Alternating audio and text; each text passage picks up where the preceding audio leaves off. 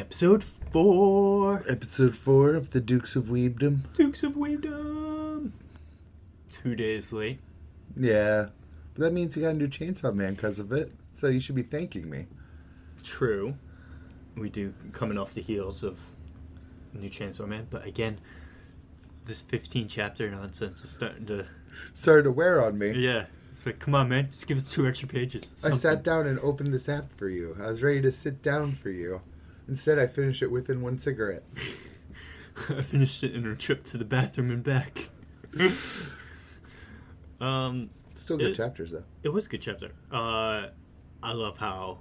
Shit, what's his name? I forgot his name. Yoshida? Right? Yoshida just casually just walks up to Austin and is like, yeah, leave my boy alone.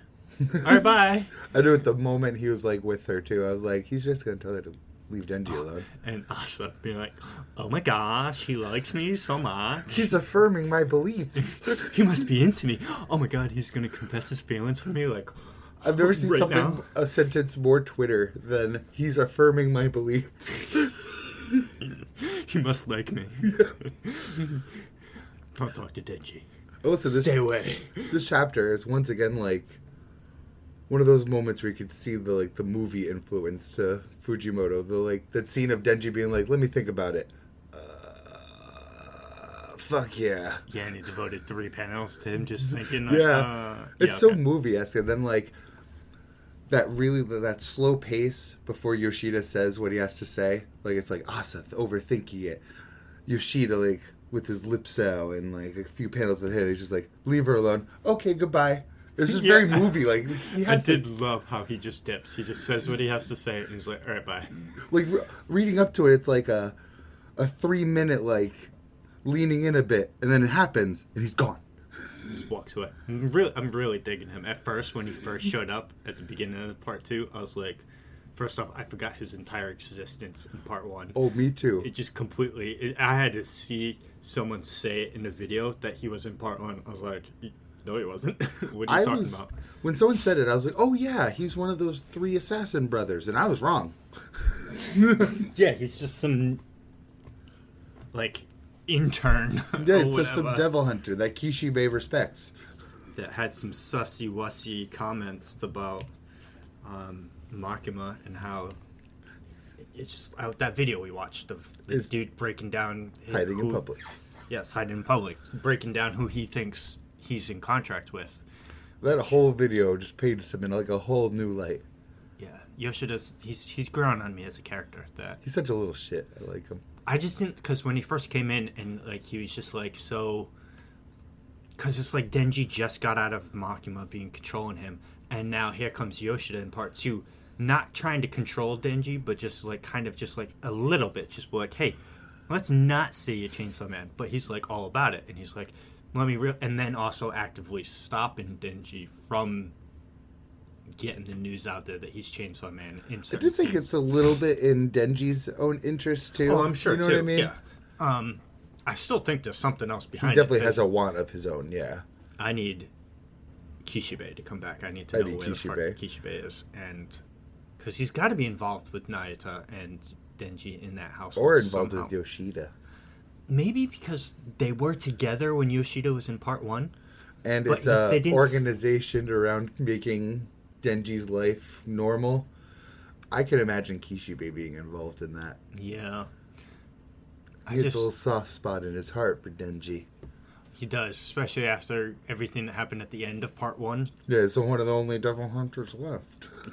Yeah, that too. Who do you think that devil is at the end? I have a theory. With Asa.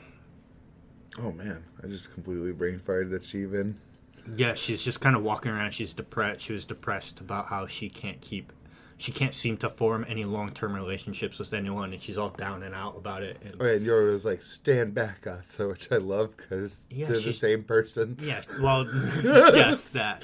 But no, she was trying to be I see it because I said it out loud too when I was reading the chapter. She said, me thinks. Me thinks. What the fuck?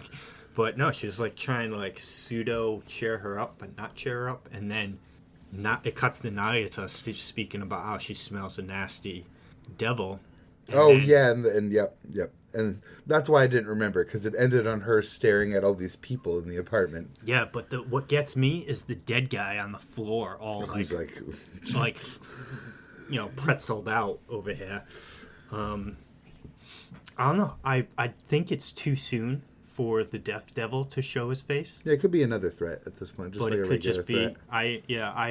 I would like it to be the Death Devil. And actually, we still don't know what famine actually does, too. True. But that's the thing. I just want to see the Death Devil. You know what I mean? I just want to know what they look like.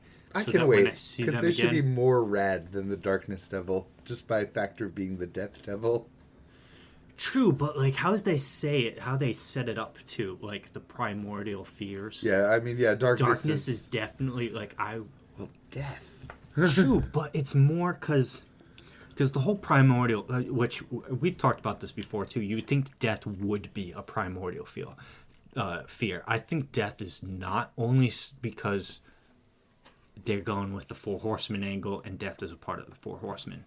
You know what I mean? I think that's the only reason death wouldn't be, and plus wouldn't be part of this primordial fear group of people. And plus, we've only seen darkness anyway. Yeah. Primordial feels, but if you go back to like early humans, I mean, what is there to fear more than Death. No, I mean darkness, it's the unknown, because it's like, I don't think, like, because like if you're talking primordial, it's like, the early humans, like, I don't want to say cavemen, but like So natural disasters. natural disasters would be, absolutely terrifying. But I mean, like, in that death, they view death differently than we did. It was more, look at all that the happens. Mayans ritualistically ritual killings and stuff like this, like, old ancient civilizations, Egypt and all those in real worlds view death differently than the modern world. So I don't think death would be so much a primordial. It's because you gotta think, even going back to the caveman area, death isn't a primordial feel, because it's just, death is just part of. I mean, I think they're pretty scared of dying. I'm sure When they see the mammoth tusk through one of their brothers and that brother stops moving. Yeah, but I don't know, because the way I'm trying to think about it is like, it's just like a part of like life. It's just like the way I view it. I mean, maybe obviously we didn't. We live in the modern day.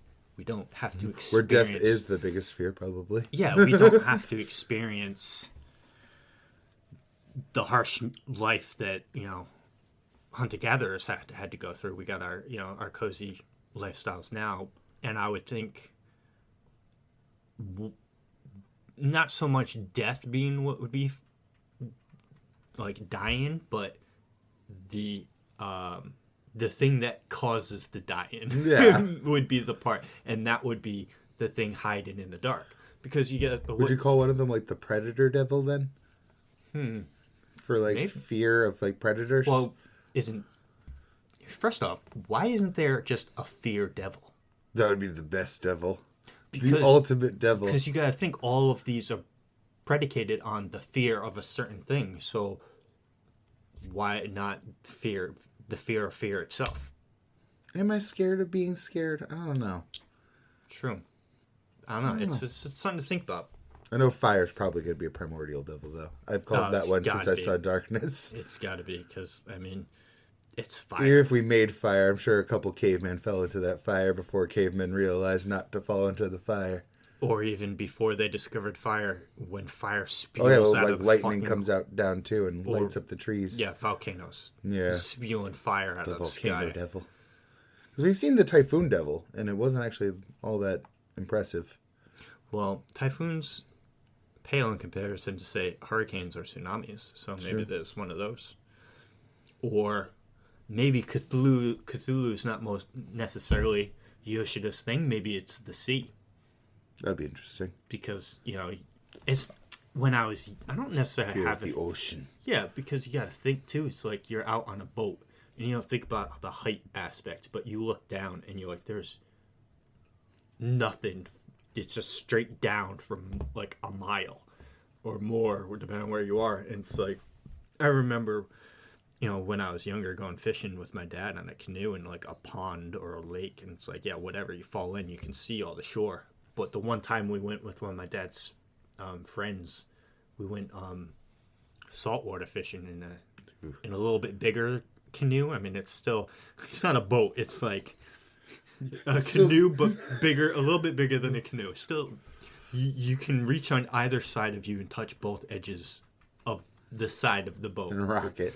Yeah, and we went out there, and I don't remember how. I was probably like 10, 11, but I can remember looking down and just seeing how far the water went and being like, that's just like being afraid. Yeah, I mean, you start get that little. Now I'm sure, being older and wiser, I probably wouldn't be as afraid, but I'm sure there's plenty of people out there that would be petrified of the idea of right over this edge of this tiny little boat, it just goes down in deep darkness. And I can't swim that shit to shore. Yeah, right. Especially depending on where you are. If you're out in the ocean. Yeah. I would rather say you're on a boat. Like, take the Titanic, for instance. We're on the Titanic. The Titanic's going down. I would rather be trapped in a room and drowned on the Titanic than being stranded on the open ocean. Waiting, hoping that somebody's coming. First off, they were in freezing cold water. Fuck Yeah. that noise. But even if you weren't, you know what I mean? You don't even know. You're in the middle of the ocean. You don't know which way's left, north, south. You don't know where you're going. You're not controlling where you're going. You're on even if you have a life raft or if you're just on something, you know what I mean? Because the chances of, first off, a shark coming to get you are a lot slimmer when you're just kind of chilling, and unless you're bleeding, then they'll probably come get you. But like, you're most likely just gonna start freeze, starve, dehydration, die of sun that. exposure. Yeah, that kind of stuff before you would get eaten or drown. Because really drown if you lose like your strength at that point. You just can't hold yourself anymore. Yeah, so I would much rather just go down with the boat and make it, even if it's like a 4-minute ordeal of like being trapped Rather than in a the water. 3-hour ordeal. Yeah, followed by a 4-minute ordeal still. However long it takes to drown, which I do hear, I've read online, is not a pleasant way to go. No. But I would take that than being stranded for like 3 days in the open ocean. Just Not get knowing worn what's on you. down. Nah, thanks. Nope, not for me. Just to possibly still die. Exactly. And it's just like, no. And then it's like, you can't do, you're fucked. Sitting there on the debris, Fortnite dancing in the water for hours. Nah, you're just screwed. There's just no way out of that. And I'm not cool with that. No. It could be that. It could be the fear of the ocean.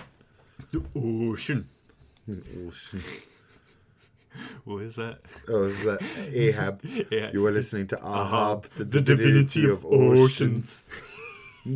Gotta love stealing music. Yeah. Fucking old school days.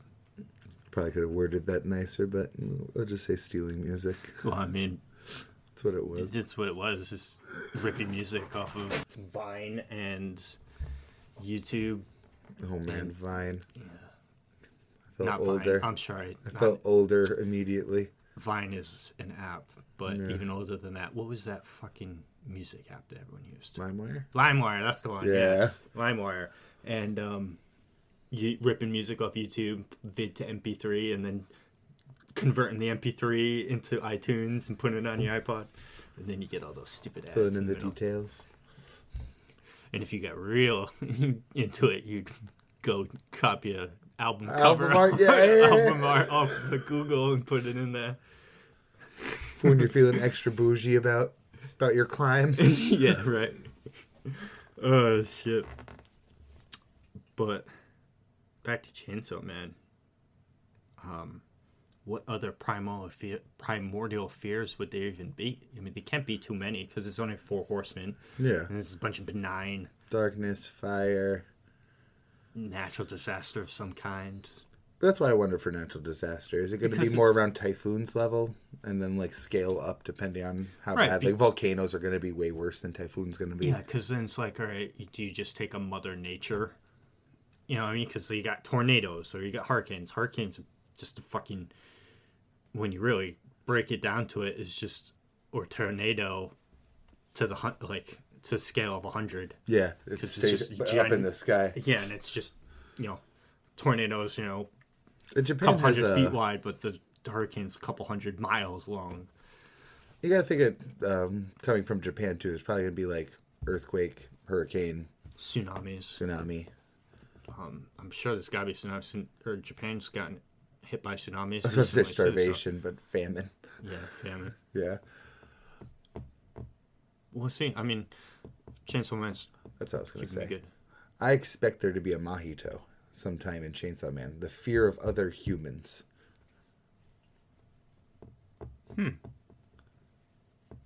Well, yeah, because I was.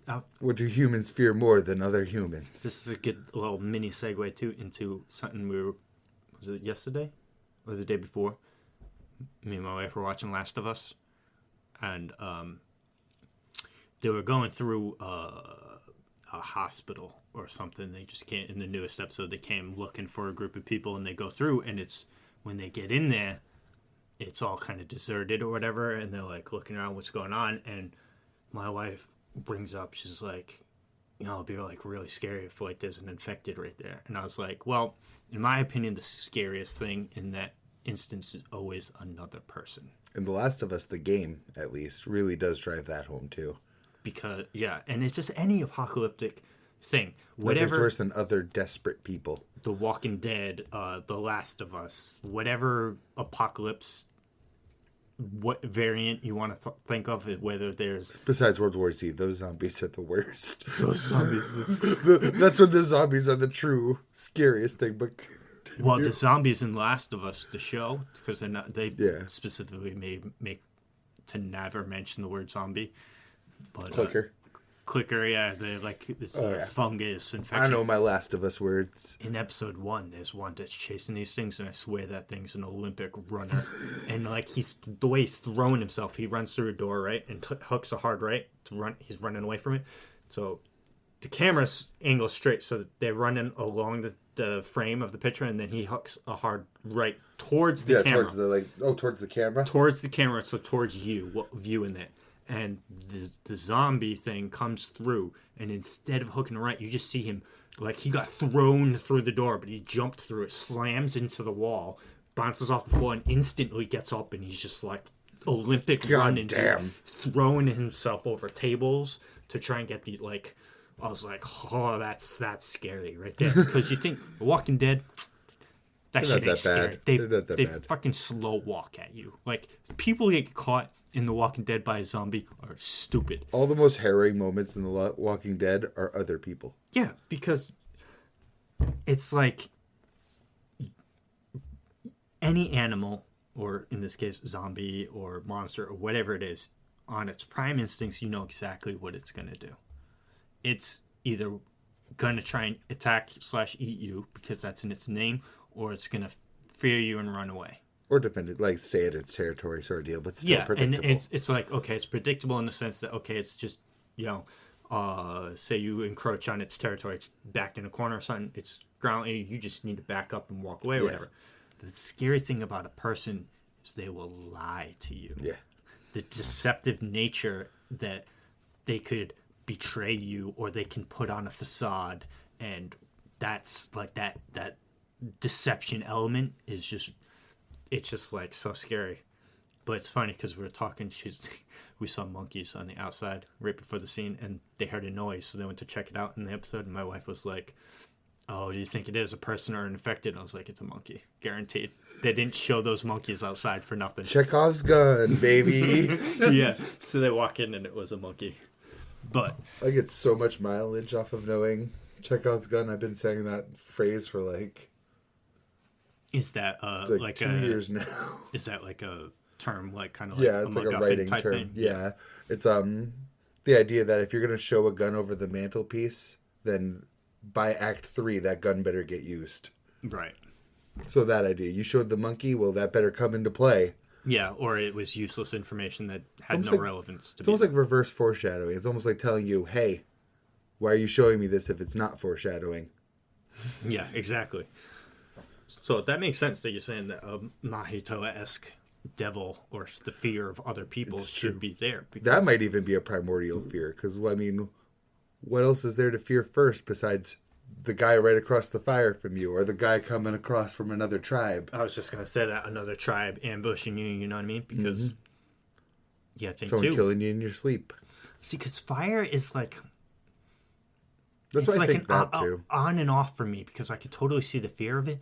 But fire was such an instrumental tool in the development of human society that I mean, there's always going to be this fear of burning, getting burned or catching on fire. But at the same time, fire is so important and such a safeguard for, like hunter-gatherers. If you have a fire at night, no animals coming near you because they're afraid. The animal is, yeah. Okay, yeah, maybe. Well, because, all right, so then think of it this way. That's a controlled fire. An uncontrollable fire is a forest fire. Yeah. And which I do lump that right in there, too. It's because it's all the same thing. Fire, yeah. So, or fire raining, quote-unquote, fire raining from the skies. So if a volcano blows up, lightning strikes a tree, and the tree suddenly bursts into flames. And then even more modern examples. The Chicago fire, fires in Rome. There's like... Or just the lightning strikes that fucking branch over there, and then the next day, your entire all of California, your entire world, you thought the whole world is on fire now. Suddenly you're driving, and the fire's keeping up with you. Yeah. So okay, yeah. So I can see it because if you're just having a campfire, no one's afraid of a campfire. No, it's a controlled space. That shit scared me on the news. One of those wildfires, one of the ones in California where the people are like, it almost looked alive to me. You could see footage of them driving to get out of Cali, and you could see the fire like keeping pace with them driving. Yes, that's wild, terrifying. Especially because if the fire has the wind behind it, it's going with the wind.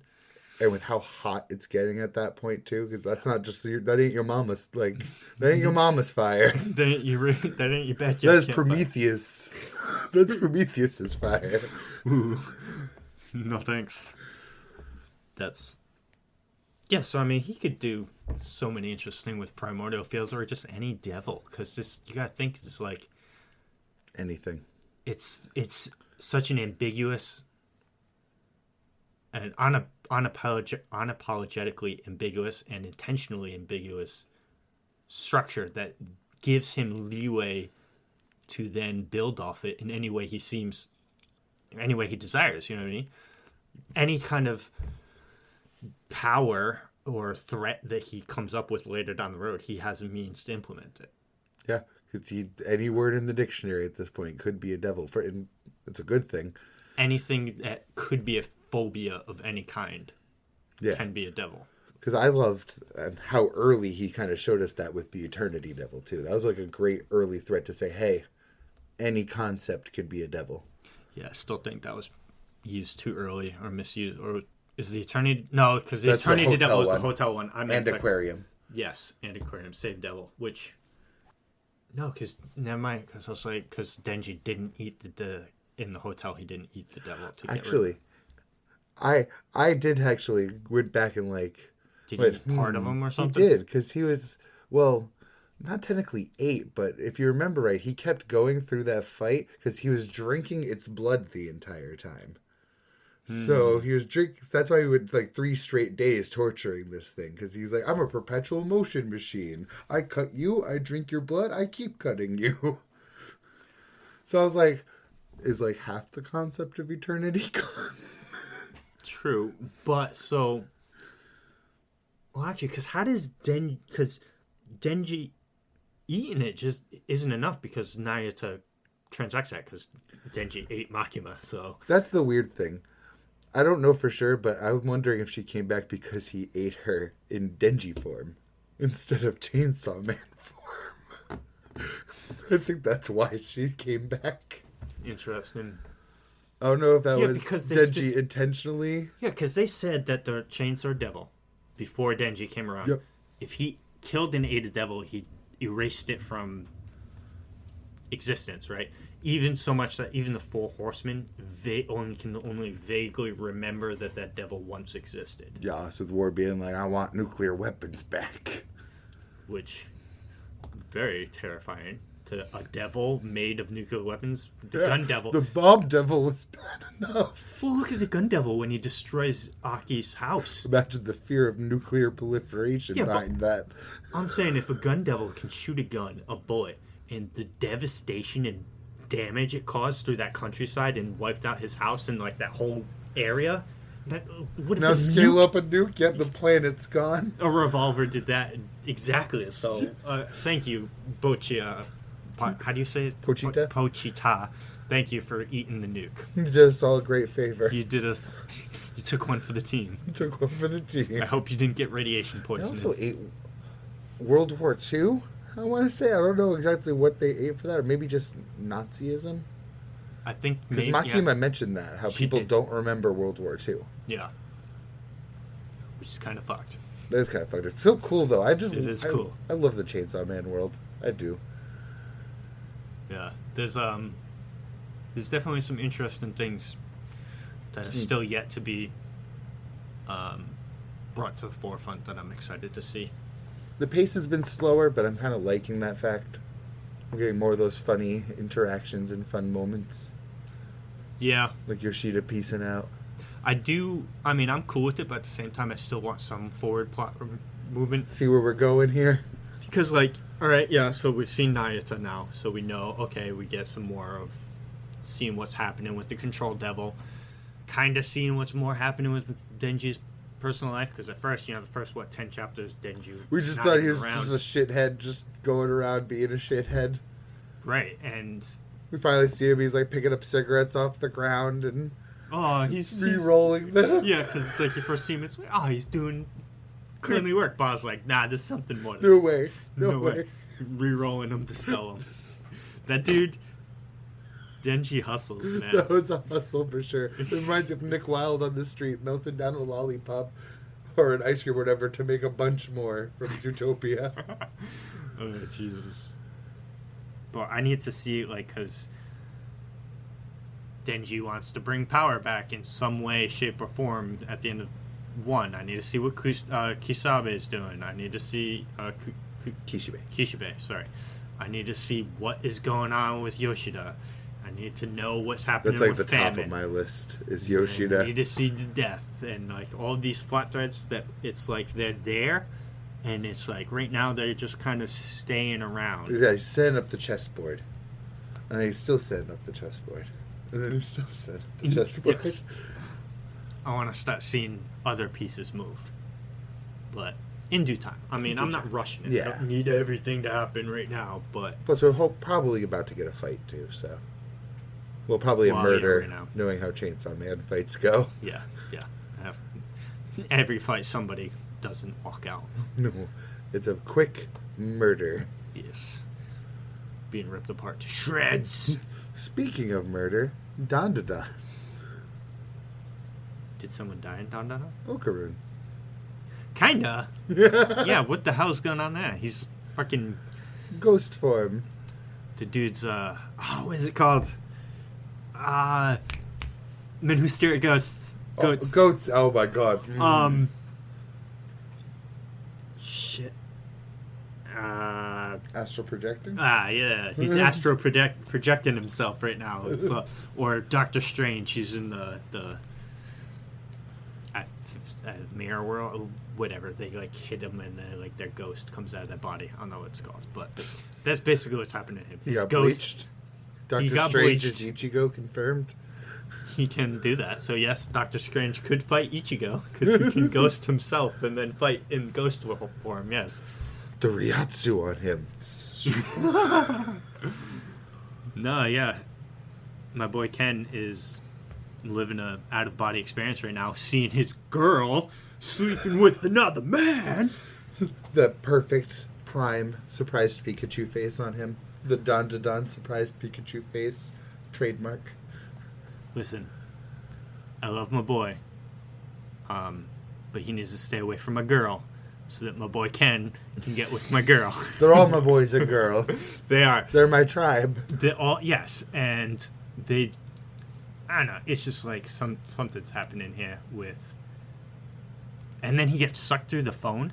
That took me by such surprise. I think it has to do with his something has to do with his power with the old hag. So he got sucked. I don't think through the phone, but I think he got brought to the old hag because she's with Granny. I don't know, because I mean, it brought him. He heard all the conversations, but it brought him directly to the person that was calling the phone, because Granny was calling them. Yeah, but when I think he got pulled through. Yeah, but wasn't it only?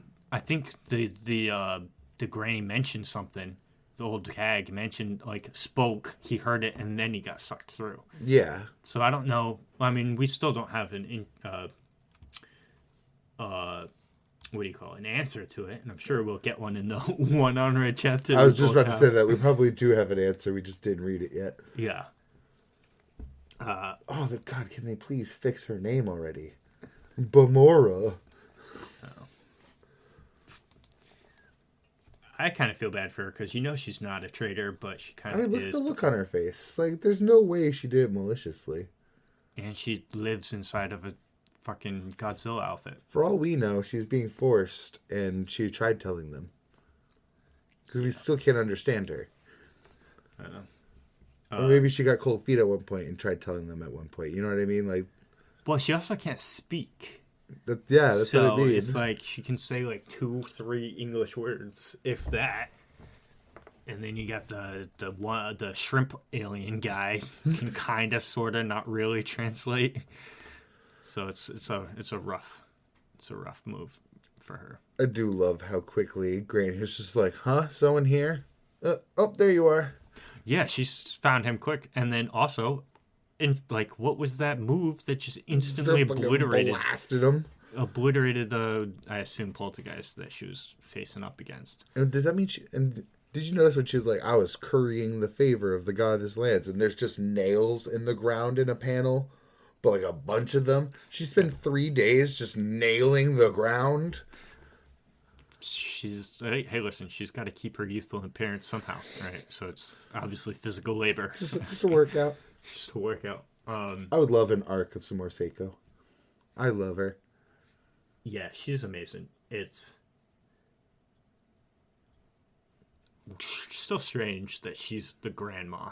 So there's something happening there. But what is up with Ira now? I love it, though. But it's like, I know her. She's the one that got her powers the latest.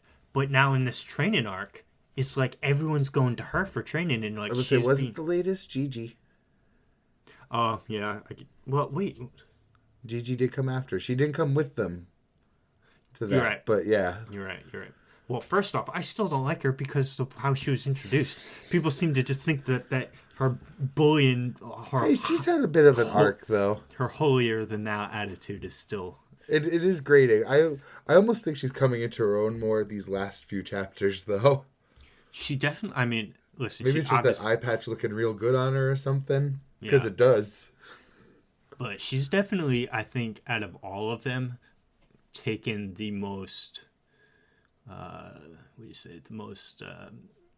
the quickest step to quote unquote mastering or accumulating to her powers. She's also the most violent out of them. Yeah, so I think just because you look at just this training arc session, it's like they're going to her for advice, and they're seeing she's the one pushing them or making sure that they're on track. You know what I mean? Which, again, to be a little fair, with Okarun asleep, that leaves just Momo, Gigi, and her. I can kind of see it. Yeah, I mean, I think Momo's one of the stronger people in the group, but again, Ira's the most violent. She's the one that's most prone to violence, and she has the most direct power to just cause violence. And Gigi's the one. Gigi's that's not training. Yeah, and he's the one most unstable too. Yeah, because the Evil Eye is useless now that he's fucking. I just loved that when Okarun put him in his place, and now he's just a bitch. Yeah, and he just won't fight anyone other than my boy Ken.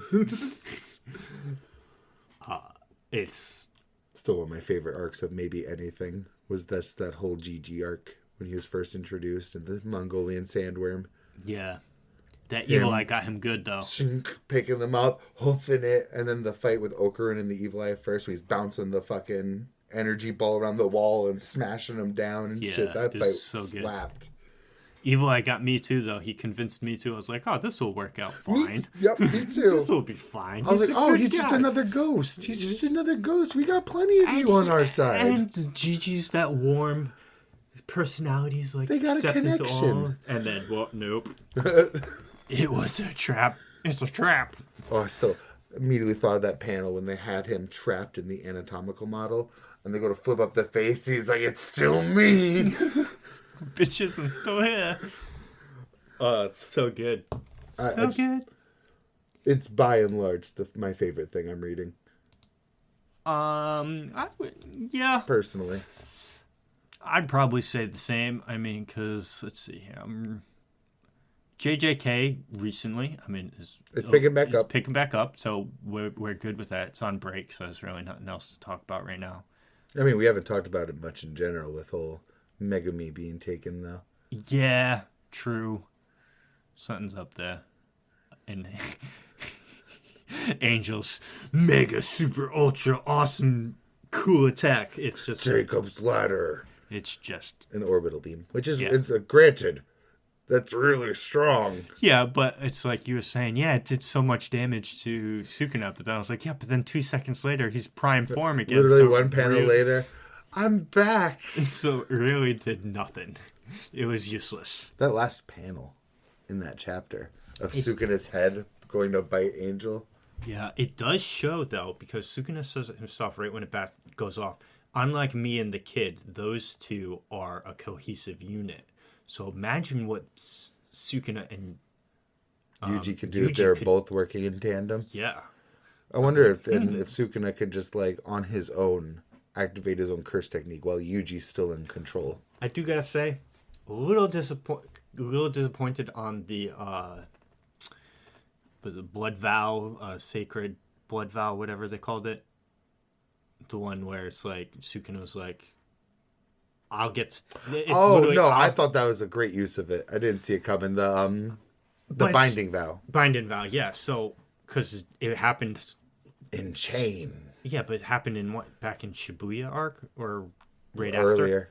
Earlier. It's when way back when he took control of Yuji's body and ripped out his heart in front of Megami. Oh yeah, that's right. I was like, let's see if the boy switches back now, and Yuji chose to do it. That's when they made the binding vow, because he's like, look, I'll heal your body if you give me like 5 seconds, and I can't hurt anybody in that. And yeah, because we didn't know. He didn't tell us then, because it says, but you can't remember it. So the reader also didn't know it. Now we've gotten a reveal of what it is. So he gets control of his body for 1 minute, but he just can't kill anyone or hurt anyone. But it doesn't include himself. And what he did to Angel just knocked her out painlessly, I guess. Yeah, but then I thought it was a really neat use of it. Honestly, it is because I think we all knew that's how he would use it. Not exactly shoving the finger down Megami's throat, but we knew he would use it to take over something, whether it be Yuji or someone else. Because it gets around the whole thing. Yeah, I can use your body for 1 minute, but all I'm really gonna do is jump into someone else. I just need to say one enchantment, and then I'm free. Yeah. You should have just died with me. It's rough too right now because Angel's assumedly about to get eliminated. Murked. I think she'll survive. I think she. I think they would have ended that. I think Gege would have ended that chapter on her dying if she was about to die. I think he would have let us stew with that. Yeah, so I don't think she'll die. I think she'll be out of commission.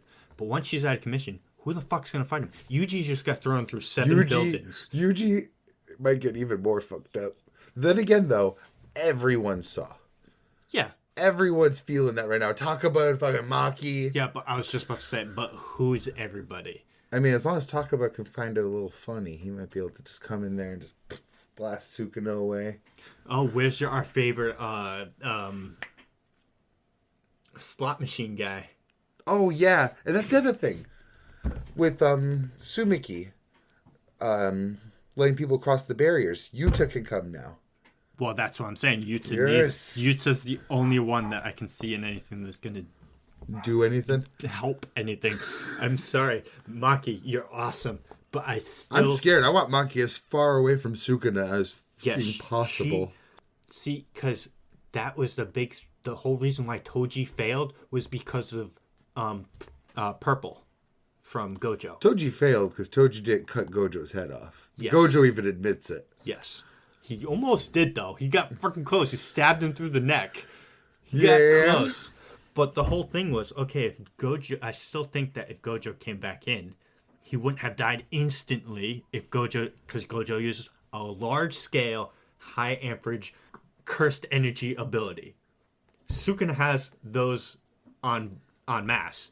And hell, he just needs to think it, and you're pretty much instantly cut. We still don't even know if Maki his thing is a projectile. Yeah, Maki has no defense against that. She has no defense, and again, his fucking... What's it called? Domain will treat her like an object and just fucking dice her into cubed ham. So she's fucked. She needs to stay the fuck away from there. Like, she's not just fucked. She needs to not go there. I'm still so... Oh, sorry. I know how this is all going to go down now. Oh, okay, go. Miwa flies in. Oh, no. Get the fuck out of here. Cuts Megumi's head right off.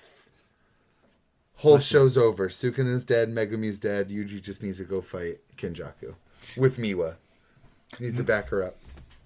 Listen, Miwa's just... You gotta admit, something's gonna happen with Miwa.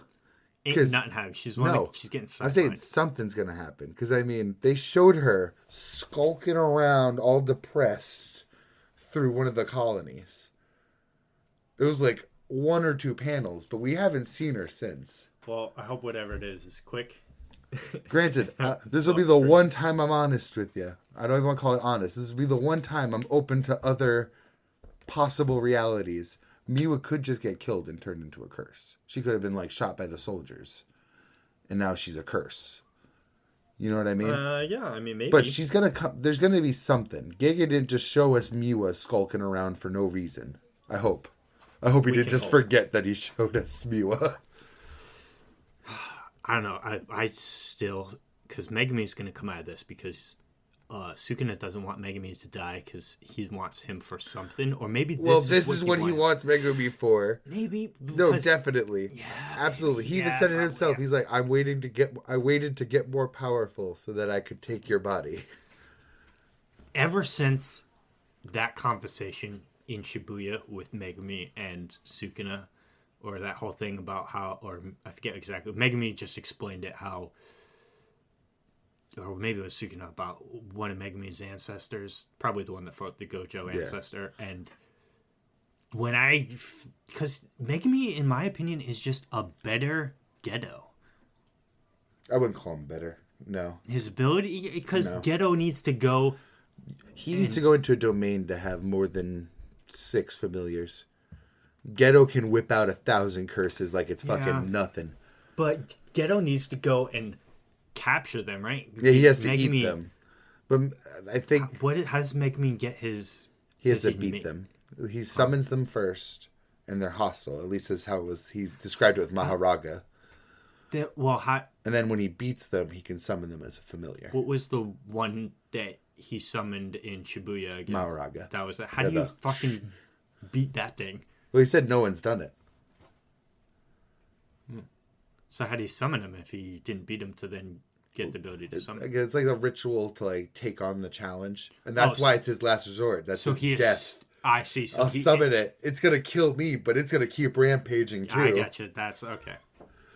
That's why it's always a "I'm gonna take you down with me" option, and that's why it's so fucking funny that when Toto's beating his ass, he goes to whip it out for a moment.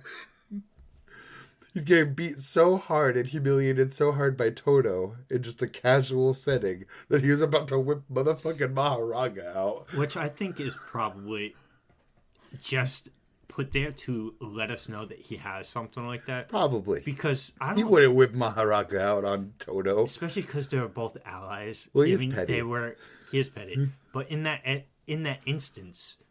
They knew they were just going through a competition type aspect or a spat. A test. A pre-that spat. But I don't think he knew. I think he believed Toto wouldn't have killed him in that sense. He would beat the fuck out of him. And he was beating the fuck out of him. Which he was. For picking the wrong kind of girl. I might whip out those hands too if I was getting that embarrassed. I don't know, because maybe he would have, because all the dudes wanted Toto to kill Yuji. It's true. Well, this is still before then, though. Yuji was dead to him at this point. Quote unquote, yeah. But I just find it so funny. Until, the brothers, my brother, bonded over Jennifer Lawrence's ass. But that's what I mean, going back now. Would you consider, like, I Got Two Wolves and New Way Out on par with the Night Parade of 1,000? No. It's one of those thoughts that just kind of came to me, and I said it out loud, but then once we talk about it, I'm like, okay, maybe not. And granted, there's other upsides, though. Like, let's say he does tame Maharaga and then open his domain and have multiple Maharagas. True, and then it would be good, but at the same time, you got to think about it. Okay, then what's stopping, death, but what's stopping Geto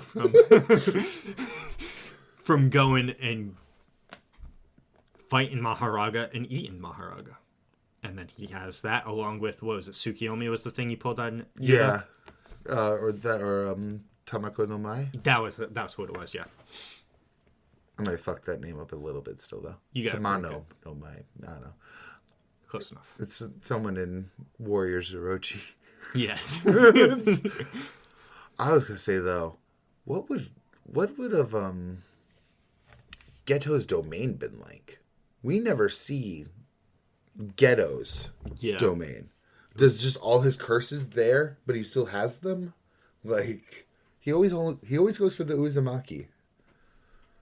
I need to see Yuta's domain because I'm so fucking pissed. Now that we know bullshit. He has one. They pulled that bullshit. Oh, when 3 domains are activated at once. I would have loved to see all 3 of those domains. Just let them What would have Uro's domain been? Right? The sky's already her domain. Exactly. Like Ishiguri? Is the granite blast just on you? Does it not even shoot out of his pompadour? Or are you just like, ah? Man. But Yuta's, I am very interested in that. Is it just like extra Rika time? Just constant Rika? All of the abilities at once? You got to think too, because so the domain that is more dominant is the one that wins. And Gojo himself has said that Yuta has more latent reserves of cursed energy than even he does. Yeah, he's got. So if you pour, I don't know if it works the same as say Ryatsu, because Aizen explained it in an arc. Like for instance, Soifon's ability with her Shikai is if she hits the same spot twice. Yeah, and then you can overpower it. You can overpower it with Ryatsu. So if you could then amplify your attacks by putting more Ryatsu, and in this case more cursed energy, which Yuta does innately through his whole body. So if he can put more into his domain, does that mean that then his domain would overpower whoever he's going against? Or is it like the Kenjaku's 1,000 years of experience refining his domain? Is that what makes up the difference? Exactly. Because I don't know, because Gojo kind of explains it just by saying the one that's more dominant. And in that case, obviously, his is going to be more dominant than this volcano thing that he's using as an example. I wish it didn't work that way. I hope he retcons it. I honestly do. Because I think it would be so cool. Because the way I look at domains is like, I'm projecting myself as an arena. So imagine like Uro, Ishiguri, and Yuta do it, and it's just this big dome with like 3 pie slices. It's literally their domains in the arena. Yeah, clashing, and in the middle, parts of them kind of like overlap or something. And as you take like one wrong step, suddenly like Rika swipes off your leg, or you got granite blasted there instantly. Like, but then certain domains, how do you do that with? Like, I get it in like Gojo's. You take one wrong step, suddenly just like. I was going to use Gojo as an example, but like you got Megamutes, right, and Volcano Guy. Both of them are just area of effects. You got all the shadows and you got all the lava. Those can interact together, but Gojo's domain is so... You just lose. It's just invades your mind with infinite maybe it whatever. Weakens it a little bit, so you're just like really slow because of how much shit's going through your head. God damn it, relativity. Get out of there. I'm punching right now. So I don't know how those would interact. But then it's like... Because then, okay, what happens with Sukuna's? Because Sukuna brings his domain what happens with Hikari? Hikari's fucked if he loses a domain clash. Hikari's just doomed. Yeah. Domain, shit. No jackpots. That's why, like, I really hope it gets retconned for, like, multiple domains in the same area. Because the other thing I have in mind, too, Kenjaku and Sukuna can just put their domain out there without a barrier. So I would want someone to be able to, like, here's my barrier domain to close that up and maybe save some people. You know what I need from JJK? Something more from Yuji. I know. Everyone else has got everything. We can't even bring Yuji into this conversation. Can't. Now that Sukuna's out of him, too, you're just fucked. You're going to punch Sukuna hard? I don't think he's out of him. I think that I think this is a temporary thing because he only put one finger. Yuji still has, how many fingers at this point? 8? 10. 7? He doesn't have them all. He has 10 out of 15, I'm pretty sure. Oh, there's 15? I thought, because, I'm thinking there's 10 fingers. No. How many fingers did Sukuna have? 20. He had 4 arms, so I think... Oh, okay. I think Yuji might have 15 in him then. Because the girls fed him 10 at once. Yeah, during Shibuya, they fucking stuffed it in there to get Sukuna out. I don't know. He's got it. Because Gojo says the same thing. He says Yuji and Yuta both have the potential to surpass him. And Megumi. And Megumi. But he did say Megumi too. I'm like, I can see Megumi because, you could go back to... There's a lot of room for growth for Megumi. He's got a lot of stuff He doesn't have a completed domain. His Chimera isn't together yet because, that's something they've been hinting at for a long time, too. The more familiars die, the more the skeleton in his fucking domain and the wolves combined. You gotta think anytime Megumi loses a fight, the next time he comes back, he's stronger because of the fact that you killed anything. He takes those and combines them into a stronger familiar. So the next time you fight his familiar, it's stronger than the last time. And then that'll be amplified by his domain where he can have multiple. And then the same thing. What if he has 10 of those other things? Maharagas. Imagine him having 10 of those things. Or 10 familiars on par of... or on top of multiple Megumis? Right? Something, you know what I mean? And then Yuta's got Rika and this... an overwhelming amount of curse energy. And what is so Yuji much that he's automatically doing reverse curse technique. Yeah, and Yuji's got I can punch your soul. Yuji is like scuffed Yuta. He doesn't have Rika, and he hits just about. He hits. I don't know if he hits as hard. I'm no power scaler. Yuta kicked a car at Yuji. I was gonna say Yuta kicked his ass without trying. Bad. Yeah. Really bad. Brutal. Again, that's when he kicked the fucking car. So really, Yuji's just a massively weaker Yuta. With no hacks. Yeah. Well, with maybe one hack. I'll never give it up, man. That's a shit ability. I still don't even know how the activation would work either. Okay, but in the same... Okay. For context, we're once again talking about the theory where Yuji just overwrites people's memories to be their trusted friend or brother. All right, but the same thing happens... All right, take this right back to Bleach. Again, during the Fullbringer arc, there is an enemy that does that. And it's... I think the setup's pretty cool. A lot of people are whatever about that. I recently watched a review. Actually, I know all about this. So Tsukishima, he stabs somebody. I knew his name too. Holy shit! He rewrites your thing to make you remember him as a thing. He fights Byakuya. Byakuya still kills him because he realizes that yes, you were there for all of these things in my life, but you still need to die right now because of the things you do. One willing to sacrifice his sister. Yes, and Byakuya is the worst match, honestly, because, him and Kenpachi would have been the two, because Kenpachi doesn't give a fuck. He's still going to fight and kill you. So Yuji rolls up on Kenjaku. Kenjaku's just like, my beautiful son, I love you. I'm still going to experiment the shit out of you. Let's start over. Sukuna is still going to kill you. He doesn't. Well, we don't know about Sukuna. Sukuna might have had attachments at one point in his life. He doesn't strike me as the dude that did, though. We still don't know. We're going to get a flashback of whatever culling game made Tengen or Sukuna. Whichever one. We're going to get whatever that connection is. I still don't like the whole idea of the culling game of what these past people are alive now, and just time travel is always such weird. A wonky type thing for me that I just... And granted, JJK did in probably the best possible way. This is probably better than what I was asking for, to just go back to the Heian period. Yeah. I wanted it in a flashback, though. I just wanted to see, we do need a flashback of Sukuna's origins, who the fuck Kenjaku what is. Angel looked like back then. what Kenjaku's tie is with Tengen. I wanted a whole Heian flashback arc. But that also worries me, actually, to say. Because you know what I feel like would end... Didn't you say it's ending this year? It is ending this year. It's absolutely not going to happen. But it just happened to come across my mind that if they ever were to do a Heian flashback arc, why would they do it? What would be the purpose? It would be to humanize Sukuna. And I'm not sure if I'd want that either. I don't think you could. I think that'd be the only reason, unless Angel's just going to sit there and be like, dying...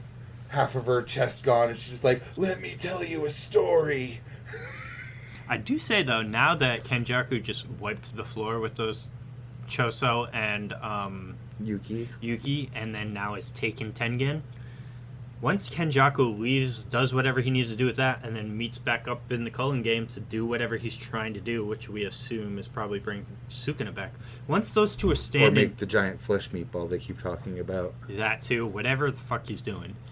Once he gets there, rejoins with...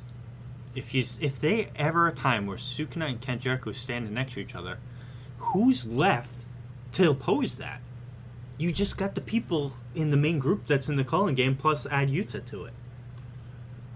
Here's a wild theory. I just had a wild theory. Imagine if Sukuna hates Kenjaku for whatever created Sukuna. So they go in the same room together, you find out Sukuna is the one that wants to kill Kenjaku.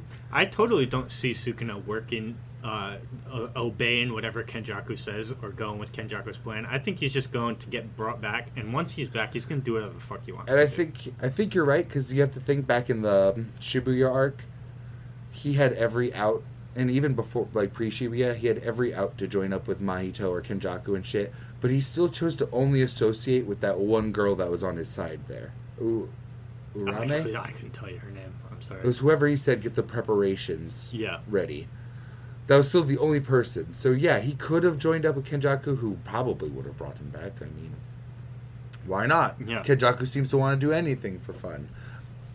I think they have a more complicated relationship than what's on the surface. Yeah, but I don't want to see him humanized. I'm just really worried. I see don't. a lot of roots going to humanizing Sukuna at some point. I just can't see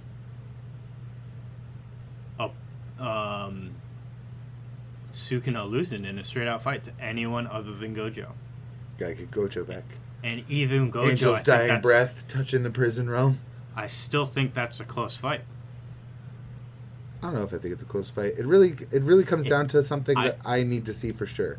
Is Sukuna's curse technique a projectile or not? I was literally just going to say the same thing. Does the cut appear, or is it a projectile? That is the literally the first question that needs to get answered before I even open the door on that. But if it is a projectile, I'm not even opening that door. Gojo wins. But then if it isn't, Gojo loses. I don't know if he loses yet. I mean, the man can fly around and teleport and shit. Yeah, okay, but then if if it's not a projectile, the cut just appears there. How do you dodge it? You fly around and teleport. I suppose, yeah. You don't stay in the same place long enough to be cut. And you don't let him open that domain, because then it will just be wherever the fuck you are. But how does the domain clash work against a domain that brings you somewhere and a domain that brings the domain into the thing? And let's be real, Sukuna probably has the stronger domain if they don't retcon it into existing at the same time. Yeah, because if we're going based on whatever clash wins, how do they clash if they're in two different realms? You know what I mean? Gojo's domain brings you into his domain. Sukuna's domain brings his domain into reality. So they exist in two separate planes.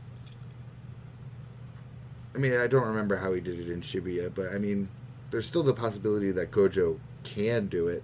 The only times we've seen him open his domain was in the subway tunnel, where he could just easily let it out in that space. And when Jogo already made a barrier with his domain.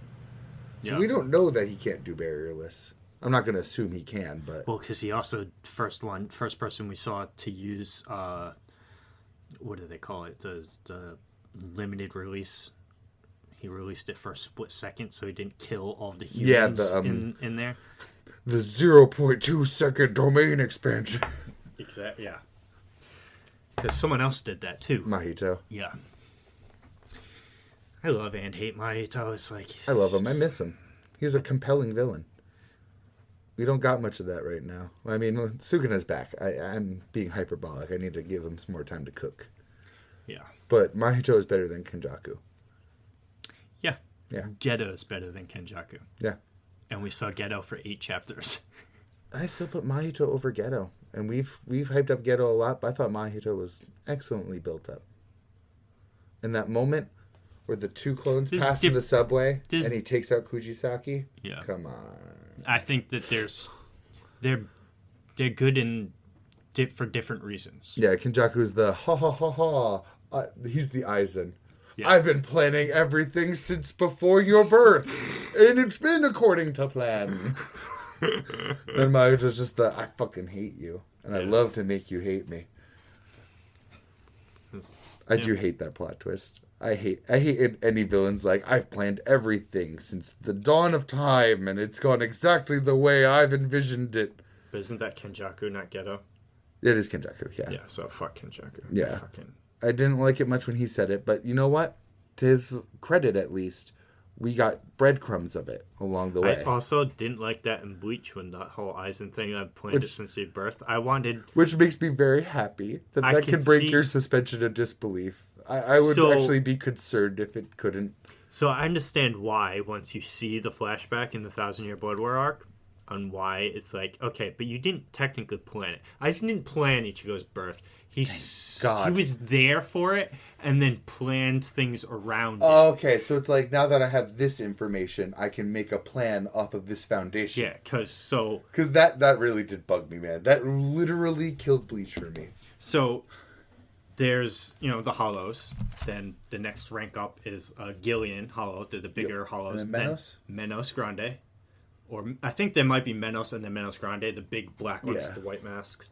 And then after that, if you evolve past the Menos, you go into, I think the next step is just Vasto Lorde, which is all of the Espada were Vasto Lorde before Aizen turned them into the Espada. So Arrancar is now the step above a Vasto Lord. So Vasto Lords are very rare. There's only a select number of them throughout the thing. So Aizen made one and tested by killing a whole bunch of Soul Reapers, and the Hollow's name is White. White was in Karakura town fucking shit up, and Ichigo's dad, came to investigate. He found White and they fought each other. While he was fighting, Ishin was about to release his Bankai. We still have never seen his Bankai when he was fighting it, and Aizen was there watching it because Aizen made White. He's doing his research. And he's literally watching the results. There's a special robe you can wear that makes you virtually undetectable. So he came up behind Ishin and stabbed him in the back while he was fighting White, so that Ishin wouldn't be able to use his White Bankai and just kill White right there. Or he wanted to see the experiment happen. Aizen goes back and hides. Then Ichigo's mom comes in, does completely unrelated. She's just a Quincy girl that sees this, and she's like, "This guy's about to die. I can't let him die." She steps in. And she baits White into biting her, and then when he does, she shoots him in the face and shoots him through the head and kills him. But by biting her, it's like an infectant, so he put his soul in her soul. So she became... That's White version of Ichigo later, I'm assuming? Yes. In his inner world? Yes, that's Ichigo's inner hollow. So that Arrancar... Is that also what explains why Zangetsu is a little bit of Yuha? Yes, because Quincy... that passed through her. Every Quincy comes from Yuha. Yeah. Yes. And that's how Ichigo's mom dies, because she has White in her, and he evolves in her, but she turns basically into a visor type deal, kind of like the others that you've seen. Yeah. Urahara steps in and saves her life, but the only way he could was taking Ishin's Shinigami powers and using that to preserve his mother's life. So his dad loses his Shinigami powers, and his mom has the hollow sealed within her from that aspect. Comes Yuha when he awakens but isn't to full power. He kills all non-pure blood Quincy's in the world. He just snaps his fingers and they all die. Ichigo's mom's not pure blood Quincy, so she loses her Quincy power, or he steals her Quincy powers, and then Fisher Tiger kills her. The early hollow. Yeah, Fisher King. Fisher, whatever his name is, kills her. when Ichigo is born, the hollow is transferred to Ichigo. He takes the Quincy from his mom, Shinigami from his dad. His mom's half human. That's how Ichigo is a mixture of everything. He's Shinigami from his dad. And Fullbreak is just someone that has a human that has a shitload of spiritual power, I'm assuming. Yeah, basically. So you could say Odahime. So, like, literally, when he loses his other races, it's like, oh, I still got all this spiritual pressure, so I'm just a Fullbreak now. Well, how Ichigo's Fullbreak works is through his Shinigami pass, because he had put his spiritual pressure in it while using it. So he was able to use that as a conduit, because he lost all his Shinigami powers. So he used that as a conduit to then use his powers again, and through that they're able to do some shit to give it back. I hate that one. That one's fucked. But so really, it's just Aizen was like, I'm doing shit with this Vasto Lord, and then this Quincy girl comes out of nowhere, and now this failure of a hollow, because he called White a failure. So it's like, I must make the most out of this. Yeah, he calls White a failure, but now he's like, okay, now this boy was born that's basically a mixture of everything between these two people, because half Quincy, half human. We have a new Jesus. We got the new Jesus. Yeah. So then White transfers over. I'm going to fight him someday without using my illusion powers on him. Yeah, it's big stupid. Big stupid. Literally everyone in this fucking series. Like, Yuha Bach goes to see Aizen, and in that moment, Aizen immediately puts him under Kyoka Seigetsu. Why wouldn't you do that? Why wouldn't you do it with Ichigo? But there is things, because Ichigo says in the thing, part of Aizen wanted to be defeated. That's why I never used it on Ichigo. So that kind of eliminates the whole thing, but it's a weak brush away. When I watched it, I was like, I'd rather it be that Ichigo is a byproduct of something you did, which is what he turned out to be. Ichigo wasn't planned. Or maybe you put a little bit of yourself into White, and that makes him immune for whatever reason to Kyoka. I would have preferred that Aizen just couldn't use it on him. Yeah.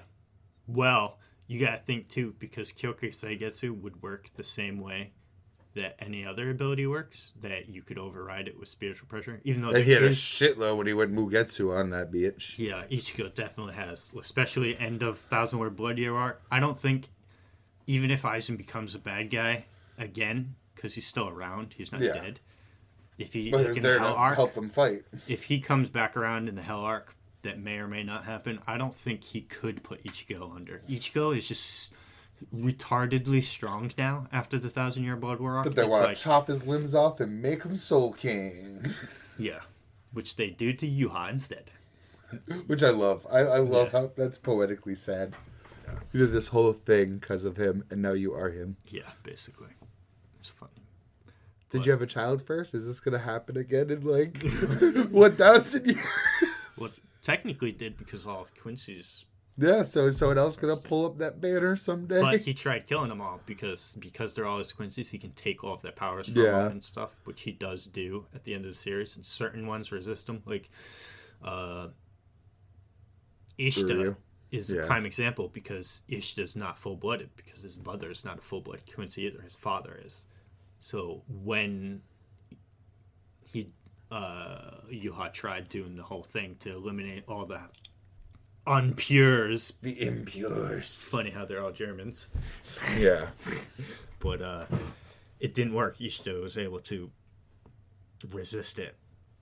So technically it was true that the only two living Quincy's were Ishta and his father, because Ichigo's mother was subsequently killed from it, and all other half-bloods that were around died, and the only ones that lived were the ones in the... Well, that's what I hate with exceptions. There could be some guy in a fucking cabin out somewhere that just didn't die to it. Right. But, I don't know, fuck it. Bleach isn't the greatest in storytelling anyway, but I'm sure there could be. Worse. There's ways. There is worse. Again, my only real gripe is I planned everything. He definitely, I could see why. He planned his fights in accordance. Is like, I'll make him fight this person and this person in the Rankar arc. But did he send Grand Fisher over to him? No, Katakura Town arc. I don't think he did any of that. But he definitely kind of planned it out to where he's he didn't send Grimjow at him, but he set up a way to make it so that Grimjow would want to go and fight him. Like, and just, then I know Grimjow. Then start that rivalry where it's like, okay, now at this point, Grimjow will seek him out. I can even believe a little bit of it in the Soul Society arc once Ichigo goes to Soul Society. Yeah, because at that time, that's peak. First off, that's peak Bleach's Soul Society arc with all that machinations. And who was the one that met them at the gate? Gin. Yes. So I could almost see him like at least trying to influence the directions they'd go. I just hate how it's presented. That's my biggest issue. Yeah. Is him just saying it outright, being like, I planned everything since birth. That's my biggest gripe. Yeah. It could be explained better. It's also, even that line isn't true, that even your birth was part of my plan, which it wasn't. Again, it was an accidental byproduct of your experiments that had nothing. It was not a plan. There was an unexpected factor that introduced itself that then caused Ichigo to you were just making a hollow. Like, yeah, and how were you supposed to plan that Ichigo's mother and Isshin would then fall in love after they saved each other in I one used fight? Hadono 150. Hadono bullshit. Love potion. That and the other earth-shattering suspension of disbelief breaking. Hell, my problems with this might have started back with Bleach and Naruto. Because the other one is when Pain brings back the entire village. I fucking loathe that shit. That broke my suspension of disbelief so fucking fast. You know what I think it was? It's because I swear the whole thing was for Kakashi. Because he's like, fuck, I just killed Kakashi. They should just brought Kakashi back. Honestly. Or just then that he didn't die. He was just really hurt. Yep. Because he didn't get hit with anything. He just overexerted his chakra and passed out. And then had like an internal vision of his dad, I believe. Yeah. But he still could have waken up. A near-death experience. Yeah. Which is why Naruto wouldn't have sensed him when he got there, because he was Plus, he's fighting what? The robot Pain? It would have made total sense for Kakashi to wake up later. Well, he was fighting robot Pain and Yahoto Pain. He was fighting both. Oh, he was fighting Yahoto. Okay, yeah. But still, it still makes sense for him to come out alive. Yeah, because who else? Don't revive the entire village on one man's chakra, please. Because the only other person that they didn't bring back was Shizune. Because they pulled her soul directly out. Poor Shizune. I loved her, too. Yeah. So it's like you brought all those people back just for Kakashi. That's it. All these normal There was no people. other named character that I can think of other than Shizune, who didn't get brought back by that Otento anyway, that died. That we saw die. Yeah. Because the only other people would have been Guy's group, and they weren't there at the time because there's a funny thing that a filler covers later on. Where Guy is? Yeah, because it's like the reason why Guy and Lee weren't present during the Pain invasion arc. Because Naruto goes 4 or 6 tales later in a filler arc, and Guy and Lee beat the fuck out of him. Oh, they just delicious. Burn him to the ground. I'm like, yeah, dude. Guy, once you see him fight Madara later and you realize he's always been that strong, you're like, okay, he would have fucking smashed Pain. And then you see Guy fight Kisame, and you're like, Guy didn't even take any damage against Kisame. Kisame's not a pushover. No. Guy's taken out 3 Pains by himself. Without, like, gate 5. I just thought back to part 1 Naruto. When they resurrect the second Hokage. They're like, he's so incredible because he just makes water. Early Naruto. A water jutsu with no water source. Early Naruto's Kisame's just like, here's a flood. Here's a sharks in there, you're good. Oh, here's some water bubbles too while we're at it. Just at the same time. It's like firebenders in fucking... When he said he's no pushover, I'm like, of course not. He can make water.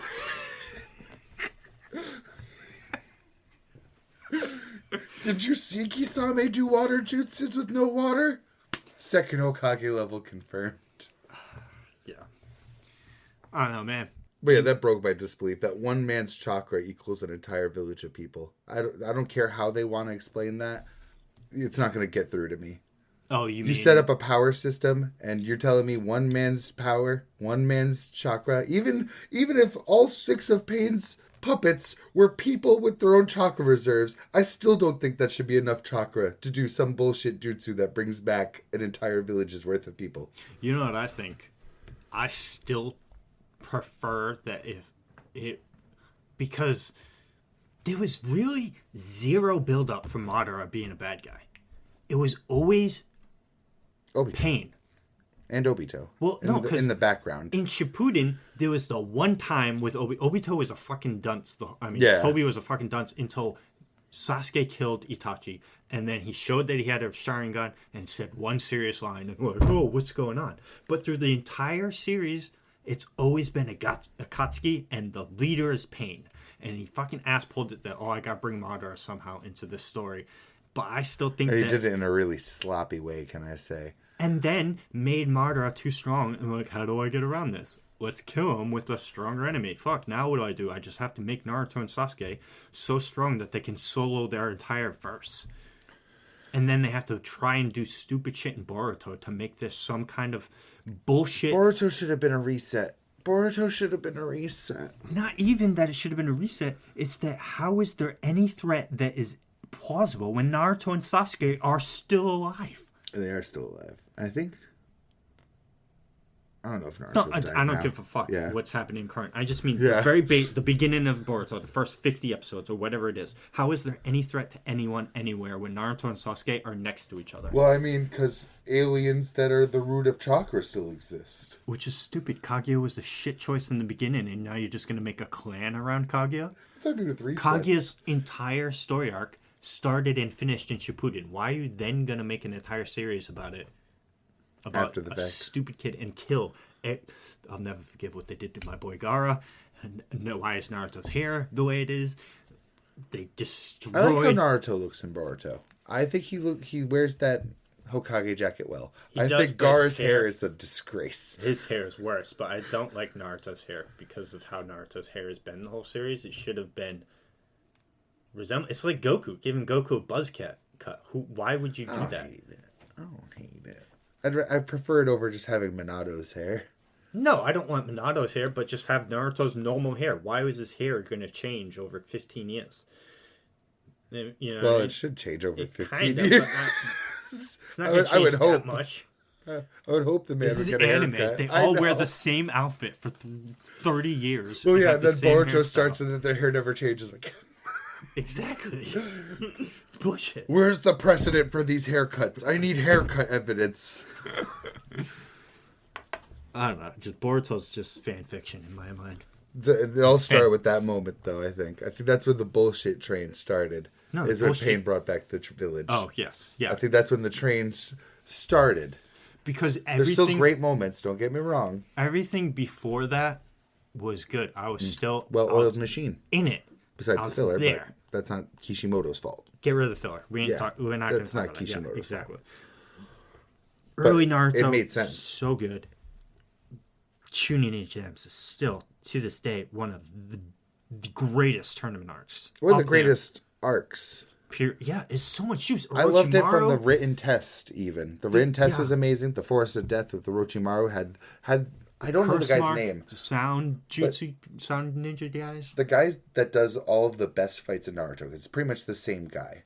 You can tell when it switches to him because everyone gets really off animated. model. Yeah. Like Orochimaru gets those like color streaking as he moves. Same with the Valley of Death fight.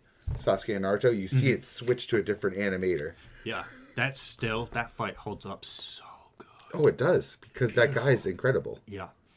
And honestly, all Naruto, not Shippuden, Naruto, from episode 1 all the way until Sasuke retrieval arc, because after that arc ends, Yeah. it's 60 episodes of filler.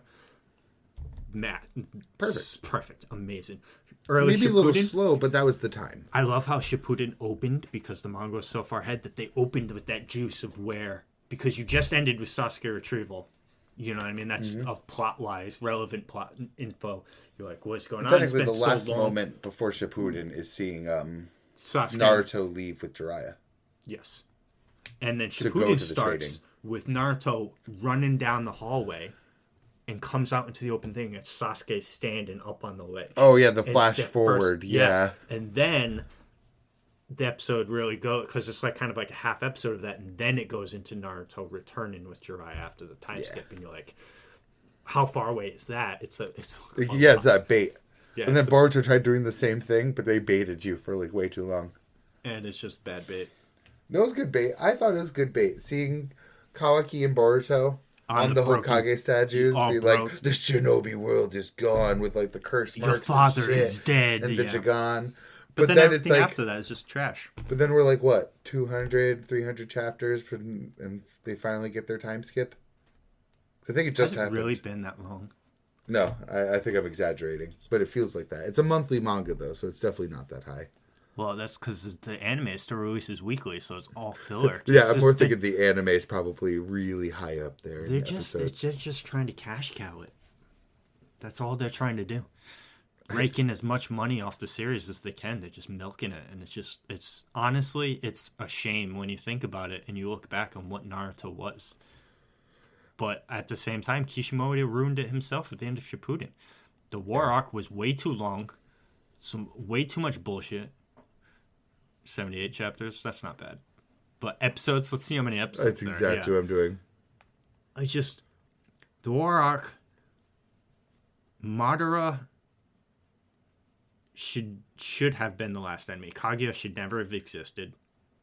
It should have just been, if anything, Madara being the thing, and even then I didn't really like it. I hated Obito still being alive. You saw it coming a mile away, and I still hate that reveal to this day.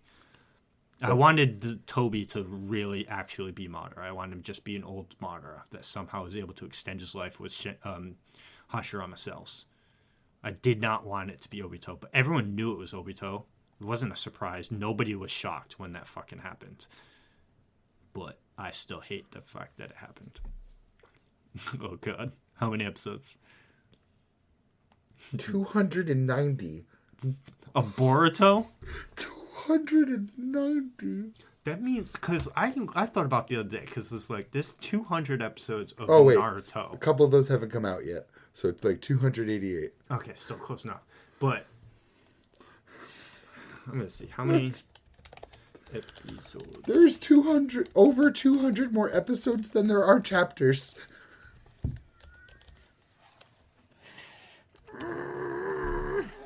Okay, so Naruto Shippuden has 500 episodes. Regular Naruto, I think, has 200 to 201, and that has 290. So they're coming up on 1,000 episodes too. So everyone's like, "Oh, One Piece is too long," but everyone watches Naruto. A third of the chapters, though. Yeah, I know. It's bad. There's over 200 episodes of filler. You have. Oh, for Boruto? That's assuming that the canon episodes are adapting one chapter to one episode. Yeah, which is probably unlikely, especially for the earlier chapters. But oh my god, that's horrific. I don't know, man. Naruto is first off its power scale and took a fucking. Some of the best characters too. It's really sad. It does have some really a lot of them are amazing underused too. Yep. And granted, I mean, I've listened to a lot of people have this conversation with Naruto. Yeah, and I'm sure everyone has heard it too. And everyone has their own take. And granted, you don't need to keep using side characters that are already arced out. Like, Neji didn't need another arc. He didn't need to be killed while you were drunk, though. That's also true. And I argue, like, why give me all these great characters with great arcs than to make the Naruto and Sasuke show later? It's the same problem with DBZ. It becomes the Goku and Vegeta show. Yeah. Even when you go into the Tournament of Power, yeah, you get an episode here or there for the other Which guys, but you're just sitting there waiting for Vegeta. Can we just talk about that for half a second? If you're making a Tournament of Power where the universe is on the line, why are Krillin and Master Roshi fighting with you? But poor Yamcha gets to stay at home. Fuck Yamcha. Yamcha's even worse. Who would you bring instead?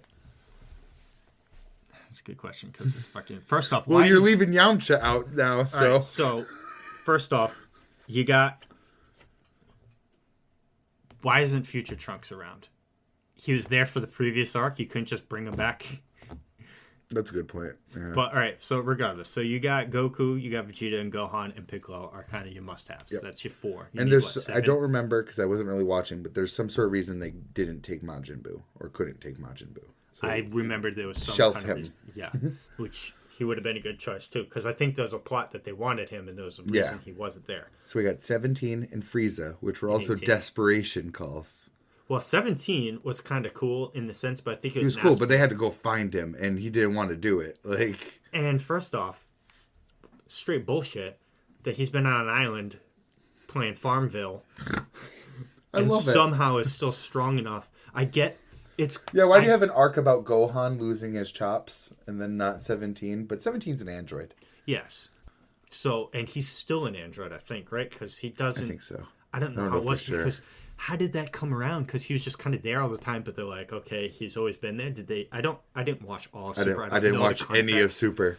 But it's like, okay, 17 and 18 there. 18's a human now, so why does she still have the same thing that? So 17, part of his thing, which they use a lot in the Terminator power, especially against Jiren at the end, is that 17 has endless ki. He can't run out of ki. Goku and Frieza can, but that's because he's an android. That's part of that. Yeah. 18, I feel like they tried pulling the same maneuver, but she's a human. And wait, did she even take part in this? I don't think she does, to be honest. Yeah, okay, so why isn't she... She's way stronger than Krillin. Well, she's a mommy now. And Krillin's a daddy. And guess what? She wears the pants in that relationship. No way she doesn't. She's way stronger than Krillin. She is way stronger than Krillin. You're telling me you couldn't find anybody in the whole of fucking Universe 7 nope.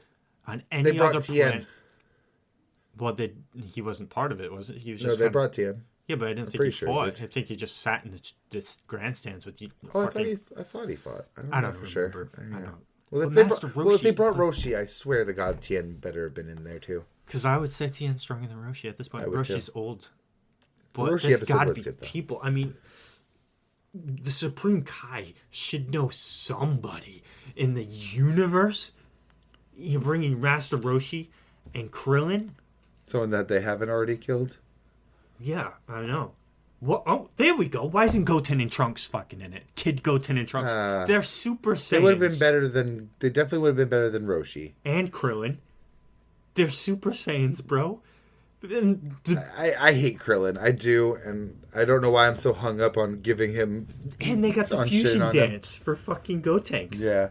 I think fusion wasn't allowed. I don't know for sure. There was rules. I'm sure there was, to be honest with you. I'm sure they... I know they couldn't fly, but I feel like the fusion wasn't allowed because I feel like they would have fused. Like Goku and Vegeta. I don't know. Either way, I'm sure there were better options. First off, the other thing too, I get it. They wanted Frieza to be part of the story because Frieza was an intriguing villain that everyone liked, so they brought him back. But I'm like, if you're thinking about past enemies to bring back, why didn't you bring Cell back? Why didn't you make it so Majin Buu can come back?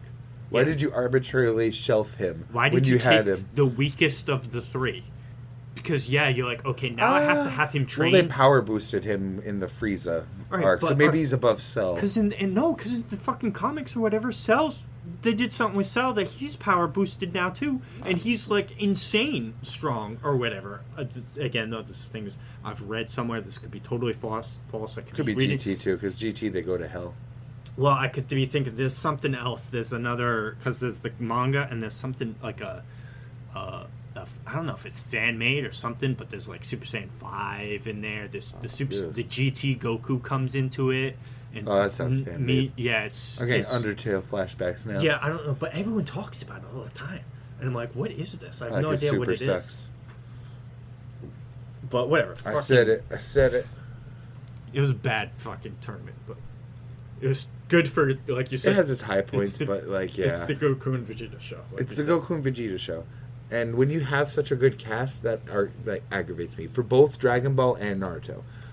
I love Dragon Ball side characters. I like Tien. Yeah. I like Yamcha. I don't like Krillin. In Naruto, there's certain characters that you should have put to the wayside. Like Kiba. Kiba has no business staying around. But then people like Shikamaru. Shikamaru is the best character in Naruto. And he's brutally underused. One of the greatest scenes that everyone geeks out about is the Shikamaru scene when he's playing with his dad after Asuma died. That's amazing. Such a good character. Granted, that's the anime. That was an anime original scene. But they did amazing with it either way. So. It just shows the love for Shikamaru's there, though. And Shikamaru is Naruto's best friend. Fuck Sasuke. Sasuke ain't Naruto's best friend. Shikamaru is. Shikamaru is the one that's always been by Naruto's back. Neji and Rock Lee obviously could have had more. See, Rock Lee specifically, not Neji. I think they fucked up. I think Kishimoto kind of fucked up with Rock Lee because they introduced Rock Lee in the Chunin exams. And I still, to this day, think in the Chunin exams, Gaara was the strongest and Rock Lee was second. Nobody else comes close to the two of those. Yeah, when you see their react, like They're Sasuke and Naruto's reaction to first seeing Rock Lee even move, Yeah. And much less take off the weights and go to fight. Well, Sasuke didn't see that, Naruto saw it, but Yeah. So what they do is he just brutally, so brutally nerfs Rock Lee. oh, He when gets, his legs and arm broke. gets so bad, and it's a thing for the rest of it, and Lee's basically shit for the rest of the series. He doesn't do anything notable other than stalling Kimimaru until Gaara shows up, and then they both fight him together. And if he just made it so that because he introduced Rock Lee to then kind of fucking get rid of him immediately, but then it's like, oh, but now Rock Lee's super popular, I gotta bring him back, but I still have to have this He's limitation. just around. Let's put him in a water bubble for a few episodes. He's just kind of there, yeah. And Let's have him fight himself. I think the Chunin exams should have, because you had all those great characters established in there, but then after the Chunin exams, I mean, it focuses more on Naruto and Sasuke's The Naruto and Sasuke show.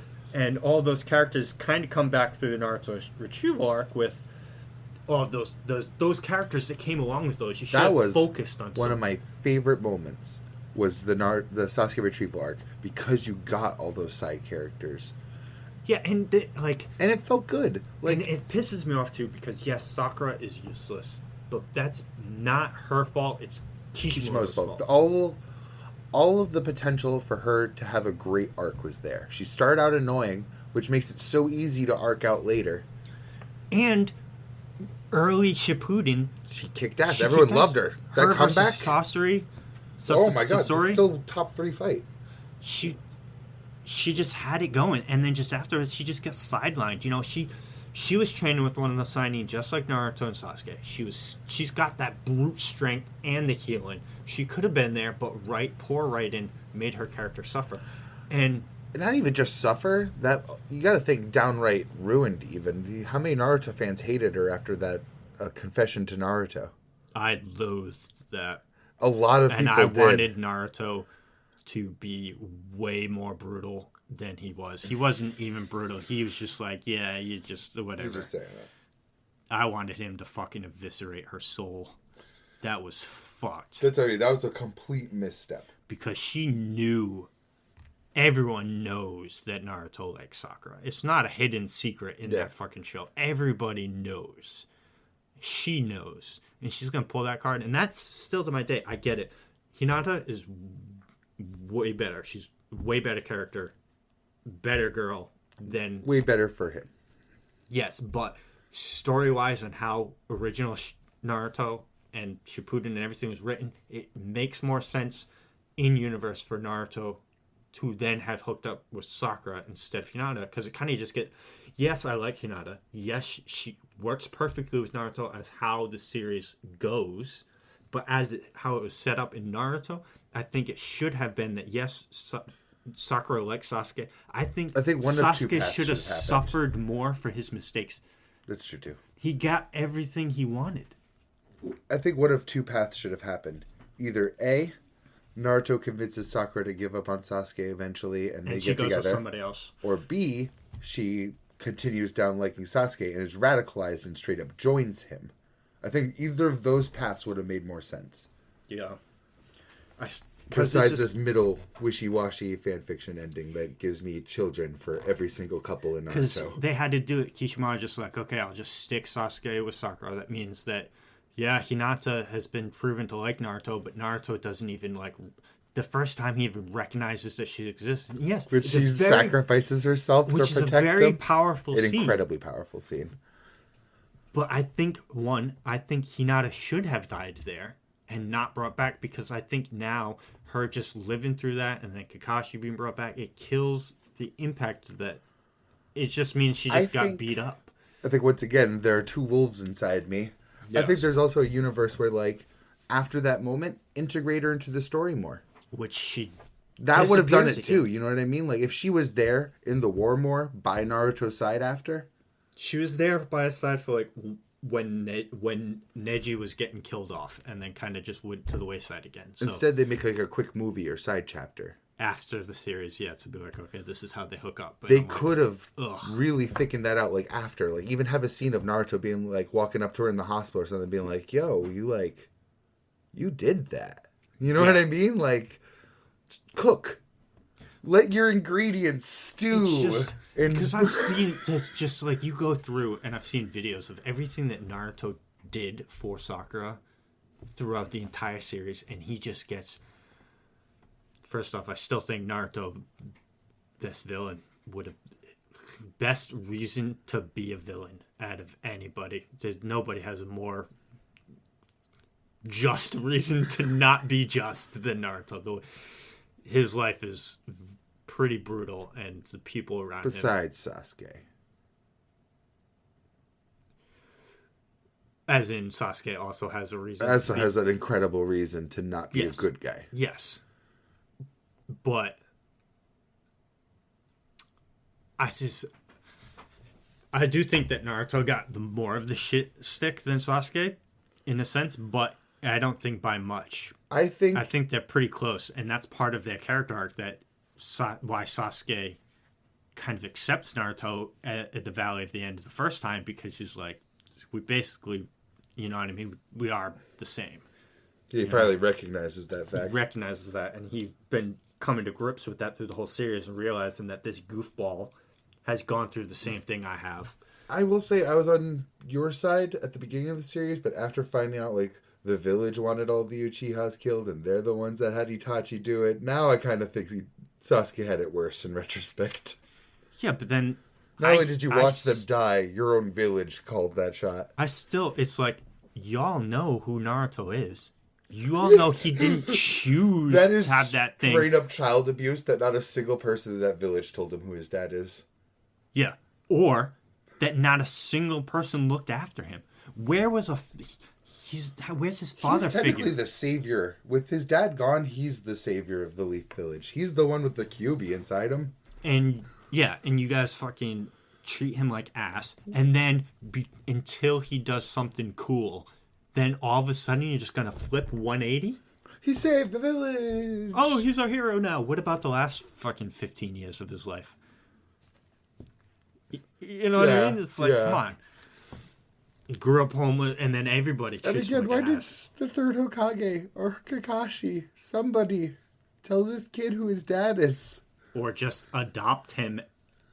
The third Hokage should have adopted him. Even Iruka sent, at the beginning... It's like, the first opening chapter, Iruka wasn't very much on Naruto's side until Naruto saved Iruka, and then Iruka became the character that helped Naruto out. And then got immediately sidelined for the entire rest of the series. The only person in the entire show that I can think of, well, actually two people, that one person actually, verbatim, that always treated Naruto like a person was, one, Shikamaru, and Kiba was shown to play with Naruto as a kid too.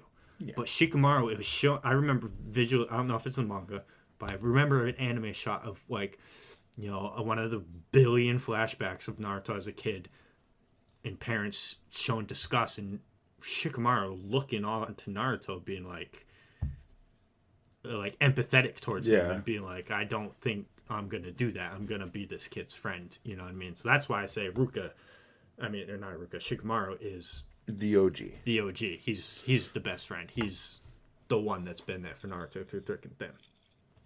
And I fucking hate Sakura for what she did.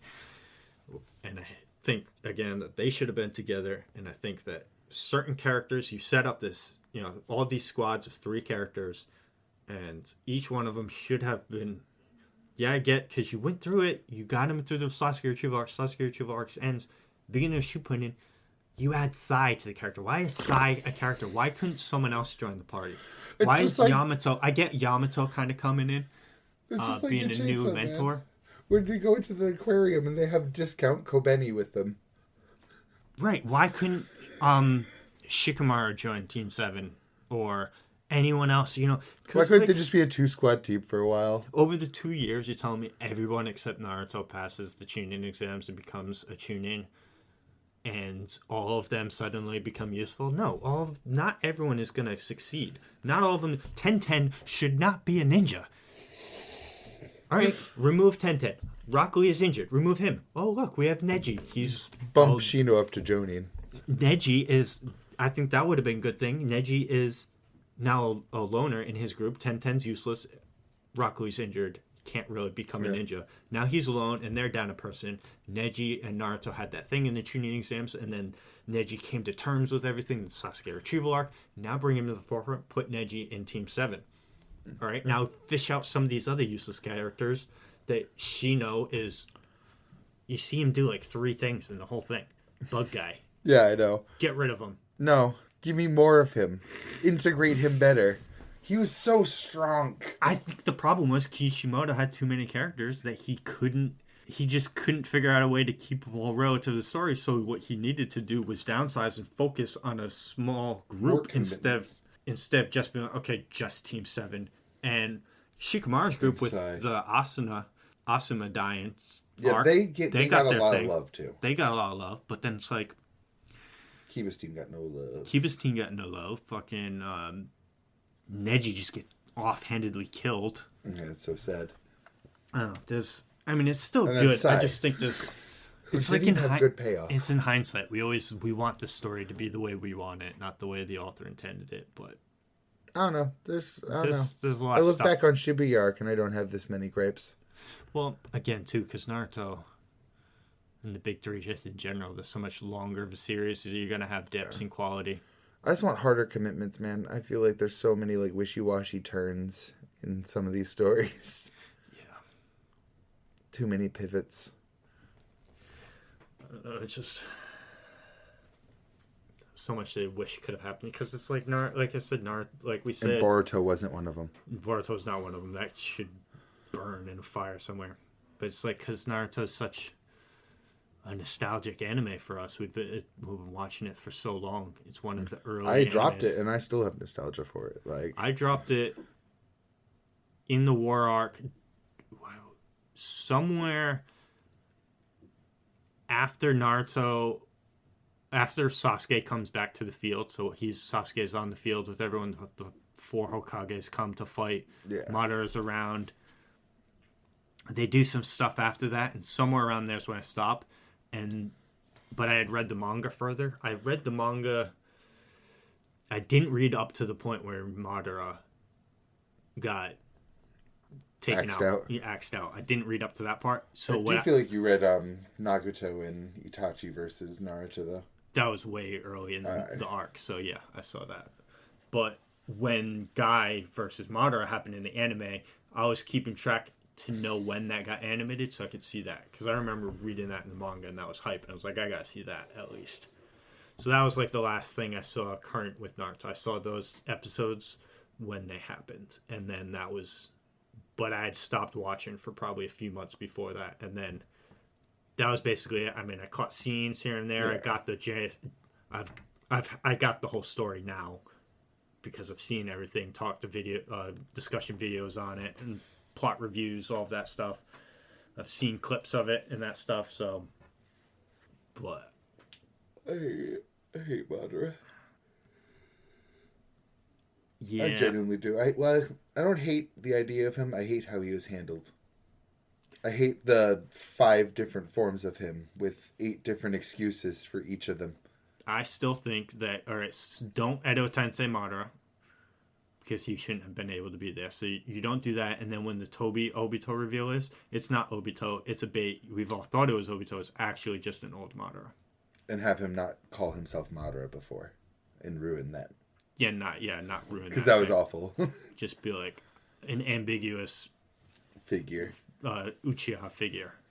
And then it's Madara at the end, and then it's like, okay, now we're fighting this guy, because that's what ruined Madara to me. I fucking hate when you kill a character off and then bring him fucking back later. Oh, I actually wasn't dead this whole time. Fuck off. I hate the whole... everyone's like, oh, it's such a good thing. Fuck Obito. Fuck that plot line. He had boulders along half of his body. I fucking hate it. And everyone, like I said, everyone knew it was coming. It was no surprise. When that mask came off and he's like... fucking so surprising as like, Dabi's reveal. Obito. And I'm just like... who's... Dabi from My Hero. Oh, yeah. Same thing. It's like, come on. Come on. Get out of here. I wasn't bored yesterday. Even if I was born yesterday, I would know. still know. It's not. Oh, it's so bad. Bad writing. Just bad. Terrible. So make that Toby be Madara, and then he'd be the end all be all of. And don't give me like 8 forms of him. I hated that. This is, I have faces in me, Madara. This is dead and brought back Madara, but this one's actually alive Madara now. And now this one's 6 paths Madara, but this is like a better 6 paths Madara. And there's invisible clones in another dimension. And don't bring back the 4 Hokages. Make. Yeah, they kind of, I feel like they kind of just Minato. See, I'm in this thing that I don't like that they brought him back just to give Naruto this closure with him. It kind of. I get it's like a reward for Naruto, I guess, but it's like it didn't need to happen. It wasn't holding Naruto back anymore. You know what I mean? Naruto was his own dude. I just like seeing Minato, to be fair. So do I. But didn't he also have like an internal dialogue with him already? Yes, because during the pain fight, because part of his soul was part of the seal. Like you already had Aspel to give me that. Don't. And he got one again. And he got it with his mother later when he fully unlocked the powers of Kurama. Yes, you already asked Pullen to do those. It's kind of set, so I can see where you're coming from there. Plus, I liked Minato more as the mysterious 4th Hokage figure than when he's saying like, I'm stuck at Sage mode on.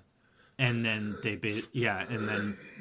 they brought him into the 4th one, and then they fleshed out his character and showed so much of him, and I just got tired of him. Like, I liked him better when he was just... When you didn't know him. Yeah, the mystery of him was more enticing than when you just revealed everything about him. I think they just went too much. If they just revealed little bits about him. Got a little fan fiction-y for you? Yeah. I mean, That's what it sounded like.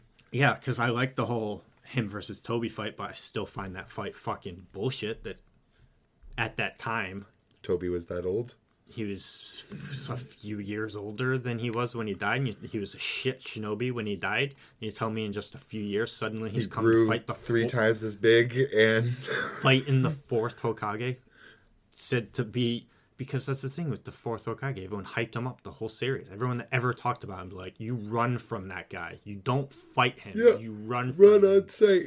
And even the 3rd Hokage, because when he's fighting Orochimaru, they're like, you in your prime past, being super strong, all this shit, and you're like, even he said the 4th Hokage was stronger than he is, and it's like, this dude is hyped up, and now you're gonna say you can get, I don't think he struggled against Toby, but I don't think he would have ever lost that fight. I mean, he won the fight, obviously, but I wouldn't even call it as much of a struggle as like they were both like a strategic blow for blow. Like they're not blow for blow, but they're like the chess equivalent of blow for blow. Plus, Minato was trying to figure out what Kamui is and all the transparency stuff, which was that whole thing about teleporting right above him. That was beautiful. That's what I mean. Like he was kind of keeping pace with it more than anything. But that's Naruto. But going back quick to wrap up the tangent we were saying about, you said Dandadan's probably the best thing you're reading right now. It absolutely is. And probably is for me too, because I was thinking about it and I was like, oh, JJK, and then that's what started this whole conversation. But JJK, One Punch Man's pretty good right now. I got, what else am I reading? Chainsaw Man, we talked about that. Spy Family is pretty good, but I would say Dandadan's more exciting. Kaiju's shonen. Kaiju, regular shonen, and then everything else is just... The fact Dandadan can bring me the regular shonen, but it brings me so much more on top of it. It really does. The dark horror, the romance themes, the comedy. Yeah, because everything else I'm reading, I'm like catching up on. Like I'm finally reading Siren. Oh, nice. I'm not very far into it, but it's old. It's been finished forever. I'm reading Witch Watch, which is cool, but it's like a different genre anyway, and it's Gluna. I need to get on that, and what's that other one? The Fabricant 100? Yes, I that's still Fabricant need to. 100. I still have like 5 or 6 chapters of that to catch up on. So yeah, I'd say Dandadan's probably my favorite too. Oh, here we go. I took a shot from Ginkgo Gluna for you. Beautiful. What was I? Is Tell that me ice that's not power? red. Yeah. I need somebody that has ice powers that is good. That guy. She specifically, she doesn't have ice powers. It's dark magic. She can just do magic without any incantations or anything like that. But she grew up in the tundra, so she defaults to always using ice because it's what she knows. Because like every person I ever meet that has ice powers is always at some point underwhelming. Name one good ice thing. Esteth. Come on. Did I not bring out the best fucking option, man? You really did. I forgot about her. All right. So other When the than bitch Esteth, evolves to stop time. yeah. But like, all right, you take Shoto from My Hero. He got nerfed so hard after that tournament arc. Like when he fought the fucking Band-Aid guy. Yeah. Elbow elastic guy, he just got mad and freezed the entire arena in half a second. He's never done anything that. And even that's not flashy, though. It's just a lot of ice. It's a lot of ice. Yeah, I know, but a lot of ice very quickly, very fast. Like that's big, and he's never done anything close to that. And then it's like after that, he's just underwhelming. Fucking Gray from I was just about to say Gray. Fucking Fairy Tail. Same thing. It's just like, okay, but then you got Natsu who would just literally eviscerate you in a fucking second. And besides, it's Fairy Tail. Everyone in Fairy Tail wins their fights, so it's not fun. So I'm looking for a panel at the same time. And then November 11th, who was, good character, but at the same time, comparatively, the ice powers wise, I can't find it. She's really, really early. One of the first things they fight, she just, Gluna just fucking whips out a giant ice dragon maw. It's just fucking cool. And she literally says it. She's like this big compared to the dragon maw. And she's like, why would you make something awesome with magic if you got magic? So I know it's hard because it's a manga, is black and white, but is she on any colored spreads where it shows her hair color? I think it's still white.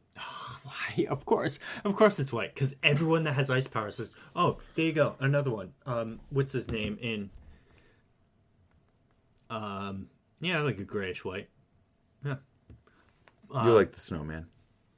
I probably would. Yeah. You absolutely will. It's almost a little bluish. Yeah. Okay. But like. But yeah. Oh, what's his name? No. Well, yeah, his guy. Also Hitsuga. his guy, but he's fucking underwhelming. And then Rukia in Bankai turns into white hair. Yeah. The one white hair guy in Kaiju number 8 gets the ice Kaiju. I was so sad. So was I. I was like, really? It's just ice powers. Really? Oh my God. Really? Damn, you nerfed my boy.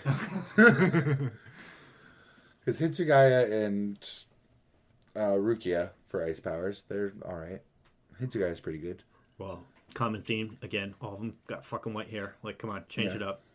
I'm trying to think of other cool ones. I think S-Death is my favorite ice powers, though. Yeah, I know, but it's just in my mind. She uses it so fun, too. She does the time stop, so yeah, I'd say she's probably the pinnacle, but like everyone else is just like, I don't know, man, it's just underwhelming. Everyone loves Hitsugaya too. He's super popular, but I just don't fucking like him. I like Hitsugaya. He's probably my favorite Bleach character. And 2, what about Gray's rival? I liked him. The one that makes animals instead of objects. I say rival, the guy he was training with back in the day. God, I don't even know. Yeah, the creation. How do I know more about Fairy Tail than Naruto when I've seen way more of Naruto than Fairy Tail? I don't know. That's a weird one. You know what, though? I never see Fairy Tail so much because I have never seen anything past what I've dropped when I dropped Fairy Tail. I've never seen a scene. I don't know what the fuck happens to anything. I've heard one thing that Natsu beats NL or what? Not NL. What? The enemy, the bad guy with the black hair. Zeref, that guy. He beats him with one punch. Ooh. Yeah, I think that's what, I mean, don't quote me on that. Yeah. I've heard that. Again, I've never, I'm sure it's been animated. It's over. I'm sure you could go watch it. I won't. I won't either, but that time skip, after the time skip, fucking talk about suspension of disbelief. You're telling me that after a 7-year time skip of you got basically sent to the future, you were frozen in time for 7 years, and then you come back. Everyone else was getting stronger for 7 years, and you're gonna fight those same people you were on par with 7 years ago. Now you're gonna fight them with no fucking training and beat them. Loxus is gonna beat someone that's a wizard saint now in that world, that is the top 10 strongest fucking dudes. Actually, did Loxus beat multiple people in that fight? No, in a different fight, he beat a whole guild, but I totally see that because all of them are fucking pushovers. And he beat the shit out of all of them. Yeah, that was the best part of that whole arc. But then, the only two fights... pushing, fucking... Gotcha. Yeah. Those are the only two fights that make sense, because... It's when it's Natsu and Gajeel versus the other two Dragon Slayers or whatever they are. Because Smoking, what's his face? Yeah. I think it's Light and Darkness. Yeah. Ones. Because during the time skips, they were kids. So they all that did train, is if Natsu and Gajeel are at level 10. They had to catch up, They caught up, and then they didn't catch up enough because Natsu literally pushed Gajeel away and beats the shit out of them. Yeah. 2-on-1. And Loxus versus that guild, because then you're going to tell me anyone else that fights anyone should have lost. It's funny because I remember you reading that, and I was getting so mad. It's just because I really enjoyed Fairy Tail before that time skip, and also because they gave Fairy Tail an out. I remember you telling me about this, where every single round there's a game first or whatever, and they could have gotten their points from playing the games and then lost the points in the fights. Yes, but they didn't do that. And I'm like, God, that sucks. So I didn't even watch whatever. I don't think I even finished that. I think I did finish that arc because it turns, or at least very, very close. Because it turns into mayhem. Someone invades the thing. Dragons. Yeah, something, and a bunch of dragons are coming. And then they did the same fucking thing that happens in Naruto. You're watching a chapter and everyone's getting killed. All of your characters are dying. Oh, no. And then one guy brings them all back. There's one character that can turn back time, and all she's able to do is turn back time 7 seconds, but nobody knows she turned back 7 seconds, and somehow someone just thinks about the fact that, oh, wait, deja vu. Oh, one little thing. Let me completely change everything I was planning to do. Yeah, 5 Gray was one of them. Gray died, and so did the Aqua girl. Those two died, and oh, Juvia. Yeah, both of them died together, and then Hiromashima does have the best character designs in the biz, though. Maybe not the best, but he's got some really fucking good character designs. If I remember Juvia, large breasts. I mean, I wasn't looking at her for the breasts. She was looking at her for the character. She was just a good character. Well, because there was so much in early Fairy Tail that I really liked, the fucking But then all of Natsu's power ups are never used again. He gets the lightning powers, which are permanent. He still has those. He uses them one time that I know of later. But then it's why are you giving bullshit power ups? Natsu beats people he should have no business beating in fights. Because power fucking... Yes, Jarl's the first one, and then the dude after that, and the dude after that. Everyone else. Everyone Natsu fights for the whole series. Besides Smoking guy. Because he gets very angry and likes his friends very much. He's My somehow... friends! With Alan Walker's voice. No. It makes me so sad to shit on that guy when I think he's a great voice actor for Alan Walker. For Alan Walker, yes. Who is it else that I say he doesn't fit, though? Oh, literally anyone. Literally anyone. I mean, it was Natsu, but I forgot who else he does. He's Natsu's English voice actor? Yeah. Oh, yeah. Natsu and Alan have the same. Does not fit. Yes, indeedy. No. That's horrid. But, I don't know. Fairy Tail had potential, and it just squandered the shit out of it real bad. Todd Habercorn. I know him. He does watch Mojo videos. And then you set up strong characters that mean nothing later in the future of the fucking show, or just I don't know, man. It's just power of friendship pisses me off. Big same, especially when it's that on the nose with it. The only fight I know of in all of Fairy Tail they lost is their first encounter with Aqua Ganoglia. Yeah, the blue and black dragon. When they first see him, and that's what causes the time skip. Lay it on me. Would you just read? He does a lot of voice acting, first of all. So, right after Alan Walker, and I've brought this name up on Great Dubs in one of our episodes already. He's Firo from Baccano. Oh, okay. Firo Porcineso. And he's also Death the Kid. That I would not... That's a totally different sounded voice. And Ling Yao from Full Metal Alchemist. That's even more different voice. Then Natsu came in. Oh, okay. So he just does an annoying ass voice for Natsu and Alan Walker for whatever reason. He's also... That's random. He's the animal path in Shippuden. He's Akise Aru in Future Diary. Oh. What? What? How did I not know this? What? Oh, that frustrates me. That's like top 10 favorite anime characters, even if Future Diary is probably not in my top 5 animes anymore. It's not even in... That probably wouldn't even be my top 30. I still like it a lot. That's what we need to do for an episode, a podcast episode. We need to sit down separately and just like write down our like top 30 anime or top 20 or something. Just figure out a number and just sit there and like review each one. That would be like nice. Go through a list, yeah. Nice extended episode. Get to know us a little bit. Yeah, get to know our shit taste. Probably top 10.